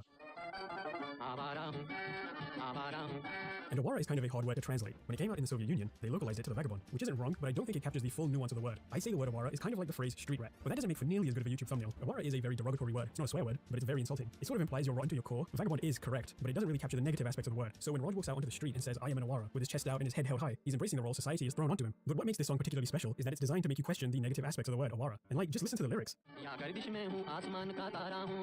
The second line has been localized as, in troubled times, I am the star in the sky, which is not really the sort of imagery you expect, right? And towards the end of the song, Raj is shown chilling in the local community, which raises the question, who defined what an Awara is? Is it the people suffering, or is it the people profiting off of them? I think there's a pretty obvious reason why this song connected to so many people in the global south. See, this is the thing about the musical numbers in Awara, and in most Bollywood films in general. They're not written to be musical numbers. Awara songs don't sound like musicals, but just music, and the lyrics are written like they're poetry. So the music doesn't sound like Dear Evan Hansen, or Hamilton, or that one episode of Scrubs. You know, the one where the patient sees everyone sit. It doesn't matter. If you look up the song Awara Who on YouTube, from 1951 by the way, it has over 50 million views, and that's just on one upload. If you go to the comments of these videos, it's just non-Indian people saying, I remember this song. Me too. Remember back at the start of the video, all that time ago, I showed you a clip from the Chinese movie Platform? They're showing the same scene too. Even the Turkish remake remakes the song, and it does it beat for beat the same. I really want to emphasize one point. While Raj Kapoor's films were very thoroughly Indian, they were so much bigger than just India, and I have a good story that can summarize it. Sometimes I like to look up songs from Raj Kapoor's films just so I can listen to them, and for years I thought this one song from a film called Sangam just wasn't on YouTube for some reason. Turns out, it's been on there for over 10 years. I just couldn't find it because the title was in Russian. And also, it got 9.3 million views. After sitting through like 26 minutes of me basically saying how cool this guy's films are over and over, I have to imagine you've got one question on your mind. Why have I never heard of this guy? And I think the answer is also kind of a lesson. We need to preserve history. It's been so long since Awara came out that it's in the public domain today. To the degree you can even go to his Wikipedia page and it's just on there. Earlier in the video, I played some footage from Raj Kapoor's first two films. You saw what that looked like. Do you think anybody wants to watch it like this? For this video, I've been using a version of Awara that's widescreen because it's been restored to 1080p. Did you know the original aspect ratio is actually a square? And the only way to watch that version is through DVD? The top and the bottom of the film, aka half of every shot, just doesn't exist in 1080p. And from what I can tell, it was because a company wanted to cut corners so they could make a little bit more money. And that's terrible. Because when companies do this, they're not preserving history. They're altering it. They make these important films feel like they were far worse than they actually were. Some shots in the widescreen version of Awara just crop out the focus of the shot, so you can't even see what you're looking at. Just let that really sink in. You're watching a worse version of a film people saw 70 years ago. And to people who have never seen this stuff before, you're actively turning them away from it. They think old films have nothing to offer because we've improved on all of it, when the truth is, most modern filmmakers could learn a lot by watching a single movie from the 1950s. There's a reason why nobody in the West knows who Raj Kapoor is, and it has nothing to do with whether his films are good or not. Cinema is very good at capturing a specific over time. And if you disagree with this, please. What was the process of winning an Emmy? When I got rough percentages. I would say it's the heavy portion of it is say 50% split between brand deals and AdSense revenue, and they'll teeter-totter depending on the year. And then speaking engagements is the next big percentage point, and then the course is probably the smallest because it's the newest and probably where I put less focus on. But I just want to have a product out there to encourage people who want to be experts and tackle media, not just social media. What's monthly overhead to run your channel? It's a good question. If I had to factor everything, it's probably $100,000, $200,000 a month. Yeah. Oh wow. What's like revenue? Revenue's climbing into the 8-figure sphere. 8 figures. Yeah. Oh my God! Wow. Yeah. And that's again turning down 99%. Of course. Wow. I mean, you deserve it, man. All the stuff you said no to and the long-term thinking, the good you're doing. That's. Do you have an estimate of like what the Dr. Mike brand is worth today? I don't think it's worth anything because you can't really sell it, right? Like I'm the brand kind of, so if I'm not in the videos, it's not worth anything. And you know, I've discussed and I've seen how influencers create products and they do really well, and some of them are just no-brainers. Like if you're a channel that talks about nail polish, you got to launch a nail polish product. If you're a channel that does food reviews or cooking, you got to create a food product, right? Like that just makes absolute sense. It's where your passion is. Health, it's not as easy to do that. Unless I'm a genius, I can truly create some innovative miracle product. I'm probably going to be white labeling some BS supplement, and I don't want to do that. And I've stayed away from that from a brand deal perspective, much in the same way I would stay away from it, me creating one. How big is the team today in terms of people? We probably have 4 or 5 full-time folks and probably the same independent contractors, whether it's animators, editors. Now we're trying to enter this world of dubbing, which is so complicated, oh man. Especially medically, because it's not just a joke that I want translated well, it has to be medically accurate and culturally sensitive. So that's really tough, and you have to find medical experts who speak the language, who get YouTube, who get this concept, and then get a voice and multiple voices, especially for the reaction videos, because now you're translating multiple soundtracks. Oh, right, yeah. So very tricky. Yeah. Dubbing is, I feel like it's one of those areas we're trying to focus on, but AI definitely helps. Yeah, I'm hoping AI can solve this. You know, I've actually been really disappointed in AI. Really? Well, scratch that. I've been very disappointed with how people talk about AI versus what the reality is. Tell me more. You have people who are very excited about AI and probably use it to some degree in their everyday lives in a cool way that I'm unaware of. But in healthcare, we always say AI is taking over. The most AI feature I have available to me is I can search the word colonoscopy in the chart and it'll find the colonoscopy report for me. That's as cool as AI as I have. So maybe there's some AI in radiology where it's helping read scans or something like that, but it's very far and few between right now. And in the same way that people are saying, oh, it's going to take over the world, it's going to be exponential. I actually had that argument with Dr. Mike Israel, PhD, about AI because he's a firm believer that AI is going to solve all our problems in healthcare. It's going to make medications that will never feel sad or depressed in any way. And it'll just make us more optimal. And I am less optimistic that it will do that. Or I guess I'm more realistic that it probably won't do that. Yeah, I think it's gonna be fascinating to see how it plays out. I mean, you've been on every big show on TV. How do you pitch TV producers? Well, initially when I was doing it, I was focusing on creating the relationships with the network producers that have hired me in the past, and then creating pitches in the same way that I create titles and thumbnails for YouTube videos. So when you're creating a title and thumbnail and a concept, you're trying to create it for what the audience that you think on YouTube wants. And what that producer wants for their show will probably not be the same that your YouTube audience wants. Just like how if you're creating content for YouTube, that content one-to-one probably won't work on Snapchat or on Facebook, not without some tweaking at the very least. So I started thinking about ways to incorporate, if I'm doing a video, can I write an op-ed at the same time and submit that for publication? Like during COVID, we did this quite frequently where I wrote an op-ed for the Daily News about the vaccine, did a vaccine video on YouTube, did some press appearances surrounding my op-ed and the vaccine video, and it sort of created a 360 environment where I'm hitting all aspects of media as opposed to just YouTube or social media. How do you find the contact information of the TV producer? LinkedIn is a powerful source, but for me, I was lucky that initially I had some opportunities and I already had some existing contacts, and then I leaned on those. But there's always networking opportunities with people in your field. I met some of my best friends in the space going to medical media events and just talking to folks and seeing what's available. Whenever a reporter writes an article, they leave their email at the bottom. Email them, talk to them, pitch an idea, and then TV show producers are constantly scouring the web for articles, and if your name pops up frequently, they're just going to reach out to you. So it's not only about reaching out, but also having a healthy inbound as well. Yeah, because I think so many YouTubers can get views, but they can't get fame. And I feel like finding that and like those things, or maybe fame isn't the right word, it's like things that can like strengthen their brand. Yeah, like and, influence. And influence in more of a way. To double click on that, like let's say you find a producer's contact information on LinkedIn or you get at an event, what are you sending in that email? I would right away send the pitch of an idea that you think works well, and then they just become familiar with the fact that you're sending pitches. And once you send enough pitches and they see you familiar, like it becomes a level of familiarity where they're seeing your name constantly pop up with really good ideas, they just might act like they know you. I've had that happen where I send pitches to a specific producer, and then when we meet, oh yeah, we met. I'm like, no, we've never met. I just pitched you a bunch, and I guess like you watch my content as a result. So even if you don't get picked up, your opportunity and being in the back of a producer's mind is valuable. And are you like, hey, dear so-and-so, like hope all's well, here's a idea for a segment. Well. Okay, Yeah. hope all's well. Cut to the chase. Like you want in the preview of the email, body of the email, to right away be in the first line, like the idea. So it's very clear, yeah. Like if you're doing back to school lunches being unhealthy, back to school lunches are like why back to, like you're again creating a title and thumbnail. So you want to hook the producer just like you're hooking the YouTube viewer. And maybe even putting in the subject line. For sure, yeah. Putting in the subject line. And then you're giving like a few bullets of explanation. Exactly, and you say if you want to learn more, reach back out. Yeah, let's have a combo about it. Wow. And because of that, I was a recurring guest on Live with Kelly and Ryan, Good Morning America, Rachel Ray, like all the big talk shows when I was doing it frequently. Now the YouTube channel rivals a lot of those shows' viewerships, so I have to do that less. But also explain to folks that people are like, oh, I'm going to hire a PR company. And they think they're going to become famous because they have a PR company. Explain to them what a PR company actually does. Do they need it? Should they be spending the money and what they can expect? I wish I had that playbook when I first started. I spent so much money on things that I didn't need, where I realized if someone just gave me some guidance, I could save $50,000 right off the bat just by knowing where I should invest and where I shouldn't. Wow. So do you do all your own publicity in-house? Yeah. No PR firm? No, I mean, initially when I first started, I did, and I spent money that shouldn't have been spent. Well, I didn't know, right? So like you're coming up as a young resident and becoming a young doctor, and you're like, TV. Like media, like there's like it's some imaginary thing. So you think, oh, there's no, like, how do I reach them? So you think, oh, I'll hire someone, I'll pay them X number of thousands of dollars a month, and they will tell them about me, and they'll want me. And a lot of times, if you didn't have a project, if you didn't have a product, a book, something to pitch, the producers weren't interested. Like I said, oh, we hit 1 million views, 1 million subs on YouTube. They'll surely want to interview us for that. They didn't care. That's their competition. They don't want to promote your YouTube stuff. They want to promote their own show, so they want exclusives. So I would say, oh, I have a really good YouTube video coming out. They say, well, it's too late because your YouTube video is going to come out. People are going to see it. They're not going to come watch our show. So then I realized I had to change timing around. But you can only learn this if you had that experience, and that's what I try and teach in my course. All the things that I wish I would have done when I first started. How do you change the timing around now? Let's say you're working on a YouTube video, and like the way you talk about having a 360 approach is fascinating. How do you squeeze as much juice out of it? It depends what we're talking about. So maybe an example of like a recent one that you did a 360 approach for.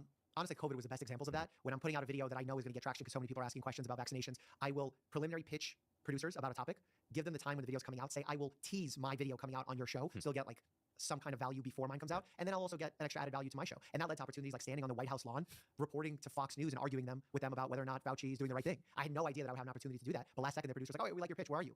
And I happened to be interviewing the Surgeon General that day at the White House. I said, I can't do it, I'm at the White House. They said, oh, we have cameras at the White House, just go to the lawn. I'm like, I don't have a press credential. They're like, don't worry, we already paid security, they're expecting you. So I walk out on the front lawn, and here I am doing an interview, and you know, something again I never expected to have happen, but it was only made possible by YouTube. And also like thinking about, okay, like the video takes so much work, but that script can be a written piece. Exactly. Or you like knowing your talking points, that could be you appearing somewhere else. Also maybe a speaking event. And newsletters. Like I'm trying to lean into that now in the coming months, if I'm being honest, because it takes time, but that has been largely underutilized. There's just so many things that have been utilized with the amount of work that we've done, where we could have repackaged things 10 different ways and put it in a more 360 approach that I wish I did. But because I was learning and just trying to deal with the demand of everything going on, because I'm still practicing, I'm still fielding calls from my patients that you can't do everything and you have to be okay with that. Did you have any thoughts about the newsletter as you approach that? Well, figuring out a way that people would actually get value. Again, the advice that I'm giving isn't usually revolutionary. So I'm not the type of doctor that's going to say something like the correct ice bath protocol is 3 minutes and 13 seconds and you need to do it like this many times a day in order to get the best benefit. That will get clicks because people are like, what is the best protocol? I don't talk that way. That's not how I communicate. So it's harder to create a buzzy newsletter that will get good openings. So we're trying to figure out a good sequence of how often they should come out where we'll definitely have value, but still not have to corrupt the medical information in the process. Yeah, and also like I find repurposing is so tricky because we just launched our newsletter a few months ago. I'm like, okay, like we don't just want to put the interviews in there. We're gonna have a thumbnail roundup of the best thumbnails on YouTube. Yep. So there's some kind of value. Yeah. Always about added value. Always. And how do you think about like the creative wrapper, like the packaging of it? Because I thought this was really genius what you did. I pulled up a short, and I feel like I learned a ton of medical information from this.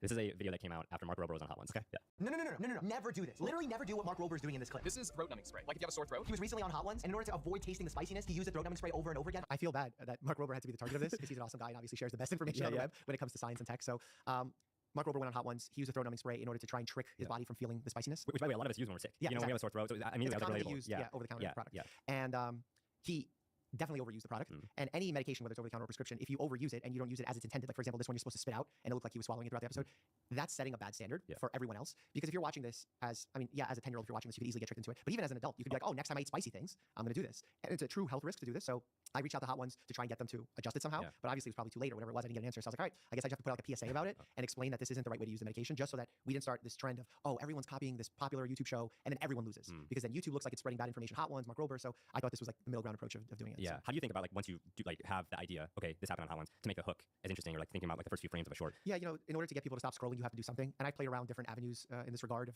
like here I'm yelling, hey, never do this. And sometimes I find it a little cheesy, to be honest. I wish I didn't have to do that. But look, clearly I think this has like 50 million views or something. So it works sometimes, and you need to use it as appropriate. So I've definitely overused it, I've underused it, and you're just trying to straddle this very thin line that's hard to follow sometimes. I got another clip. Can I show you? Yep. Okay. So this is when Mr. Beast put himself on, like he buried himself for 7 days. And I thought you had a really interesting take on the medical side of it. Mr. Beast was buried alive this weekend for 50 hours. So let's talk about his movement, air, psychology, and most notably poop. When blood becomes stagnant in our bodies, it can create a whole host of problems, leading to blood clots or even pressure ulcers, where the skin actually begins to break down. Despite his own ventilation system, my one concern came when they launched fireworks, leading to smoke entering his coffin. This could have led to carbon monoxide poisoning, which could be fatal. Claustrophobia is listed on the DSM-5 as a specific phobia. Yeah, so like in a situation like this, people know what you're going to talk about, so you have to create content that is something that they won't expect and that they want to wait for. So the reason why we went 1, 2, and 3, the reason why we teased the poop angle is just to keep that retention so that people get the full amount of information. And look, when you're doing prank videos or something, maybe someone will say, oh, you're just trying to get people to watch longer and you're hooking them onto this thing. I'm trying to do it so they get the maximal amount of medical information. So that's how like I think about it myself. And it's tricky. It's hard to get people to watch in this day and age with the competition that exists, but it is definitely doable, and it just takes a lot of experimentation. And again, pairing the known with the unknown. The unknown is the medical information. The known is this very viral Mr. Beast video of him being buried alive. Yeah, so it's almost like a preview statement of like, we're about to get into this, and like maybe having a punchline like, and poop. Like, well, like some of the best speakers always say, like in the beginning of a speech, you should tell people what they're going to hear, tell them, and then tell them again what they heard. So like you have to really reiterate things multiple times so that when people leave a presentation, a speech, a video, they have at least 2 takeaways that they can remember. Because if you just put in a whole lot of info or you make it too dense, I feel like that becomes problematic. Although nowadays some podcasters are doing it the other way, where they take like really simple concepts and they make it very complicated. Like Andrew Huberman's a prime example of that on his podcast, where sometimes I take a complex subject and I try and simplify it. He'll take a simple subject and he'll make it so complicated, teaching you vocabulary words about the brain and all this. I never expected that content to work, but here we are, and it's exploding. Can you talk to me about other formats? Yeah, bad doctors. These days there's plenty of them, especially on social media. Some of these are actually in real life. Like this, here's what happens when a doctor lies. That was a Vice-style conversation with an individual who had really bad care at a medical facility. And I thought it was important to highlight what to do in situations like that. So again, you're getting all of this inherent corruption and interest, and you could just listen to the story on its own, but now I'm pairing it with the known, which is my advice on how to handle it. So we're even adding value to a already compelling story. I thought that was pretty cool. Things bad doctors say is me trying my hand at improv. I work with Sam Bowers here, who has a really strong improv background as my producer, and we played off each other in showing different styles of bad doctors, because in training doctors, I see a lot of bad habits. And I found there's specific subtypes of doctors. Like we named one the keyboard warrior, where they never look at you and they're just constantly typing away at the keyboard. Or the doctor that's always trying to sell you some miracle supplement. And we found several subtypes of that, and we thought, hey, this is great. We can show a comedic version of it. But again, added value, in addition to the comedic value, is the educational value after each bit. So we always try and elevate the content to some degree, and we think, what's the impact? And responding to comments, I mean, that's your ultimate connection to your community. Because people constantly submit questions. That's difficult to navigate in the health space because you can't answer individual questions. So if someone says, hey, I have this condition, what do you think I should do? Can't answer that question. And not just can't answer from like a legal perspective, there's no way I can accurately answer the question, because I would need to know so much more information that's not in that comment section, like what other medications are on, what other conditions, what are their family history like, what's their physical exam, and obviously I'm not doing that through a comment section. So great way to talk about general advice. So if someone says, hey, what medicine should I take for my diabetes? I'm not going to tell them, but I'll talk about the most commonly prescribed ones as well as their side effects. So find a way to still do education with that type of question. Any other formats or things you're seeing on YouTube that you're experimenting with that are working, or things you tried before that you're kind of well, now we're leaning heavily into the podcast space, especially given the fact that YouTube is leaning into the podcast space. I'm actually sad that YouTube is not part of like podcast rankings in terms of judging which podcast is successful, because Apple has charts, Spotify has charts, but then YouTube, that's interestingly missing. And I feel like they're having some growing pains with it. Like if you click podcasts on the left sidebar, a lot of those things aren't podcasts. People are just labeling it podcasts to get extra little exposure. So that's interesting. I really like podcasting, and I never thought it would be a format I would find comfortable to speak freely for 2-3 hours at a time, but it's been incredibly valuable. And I also didn't think the audience would stick around as often, because we always talk about shortening attention spans. No, people, like we put out a 3-hour episode with minutia, inside baseball stuff. People are zoned in for hour and a half on average. It's incredible. Yeah, I'm glad you brought up the podcast, because that's another area where I think people who aren't even in medicine can learn a ton from what you're doing. I was looking at your shorts and just finding out how you clip your podcast, and I thought this was fascinating. In a recent interview on your podcast with Lindsay Sterling, you had 5 clips from that interview on TikTok. You only had 3 clips from that interview on YouTube. And then I'm like, oh, okay, there's some overlap. No, there's only 1 overlap between the 2. So I'm like, wait, what's going on here? And then I looked at other podcast interviews. I'm like, there must be some strategy here between how you clip it, or maybe the questions you're asking in the podcast that I think could help anyone who's trying to get their podcast on the ground, even if they don't have an existing audience. I agree. One last thing, I want to give you my free YouTube playbooks, which include the best tips and visuals from my interviews from Casey Neistat to Mr. Beast. Just go to created.news/playbook. These playbooks are no fluff, no BS, just proven tactics from the best creators, and trust me, it's better than most paid courses out there. It's all part of our Created newsletter, where every week you'll get a breakdown of the latest news for creators, weekly roundups of the best videos and thumbnails, and more, so you're always a step ahead. That link again is created.news/playbook. ebook to get it free in your inbox. Just see the link in the description. All right, back to the video. A lot of it right now is experimentation. That's why it's not consistent episode to episode. There are certain podcasts that I've seen successfully put out all of their clips onto, let's say, TikTok first and allow that algorithm to show you what's successful and then only post the better ones onto YouTube Shorts. So we tried that for a bit.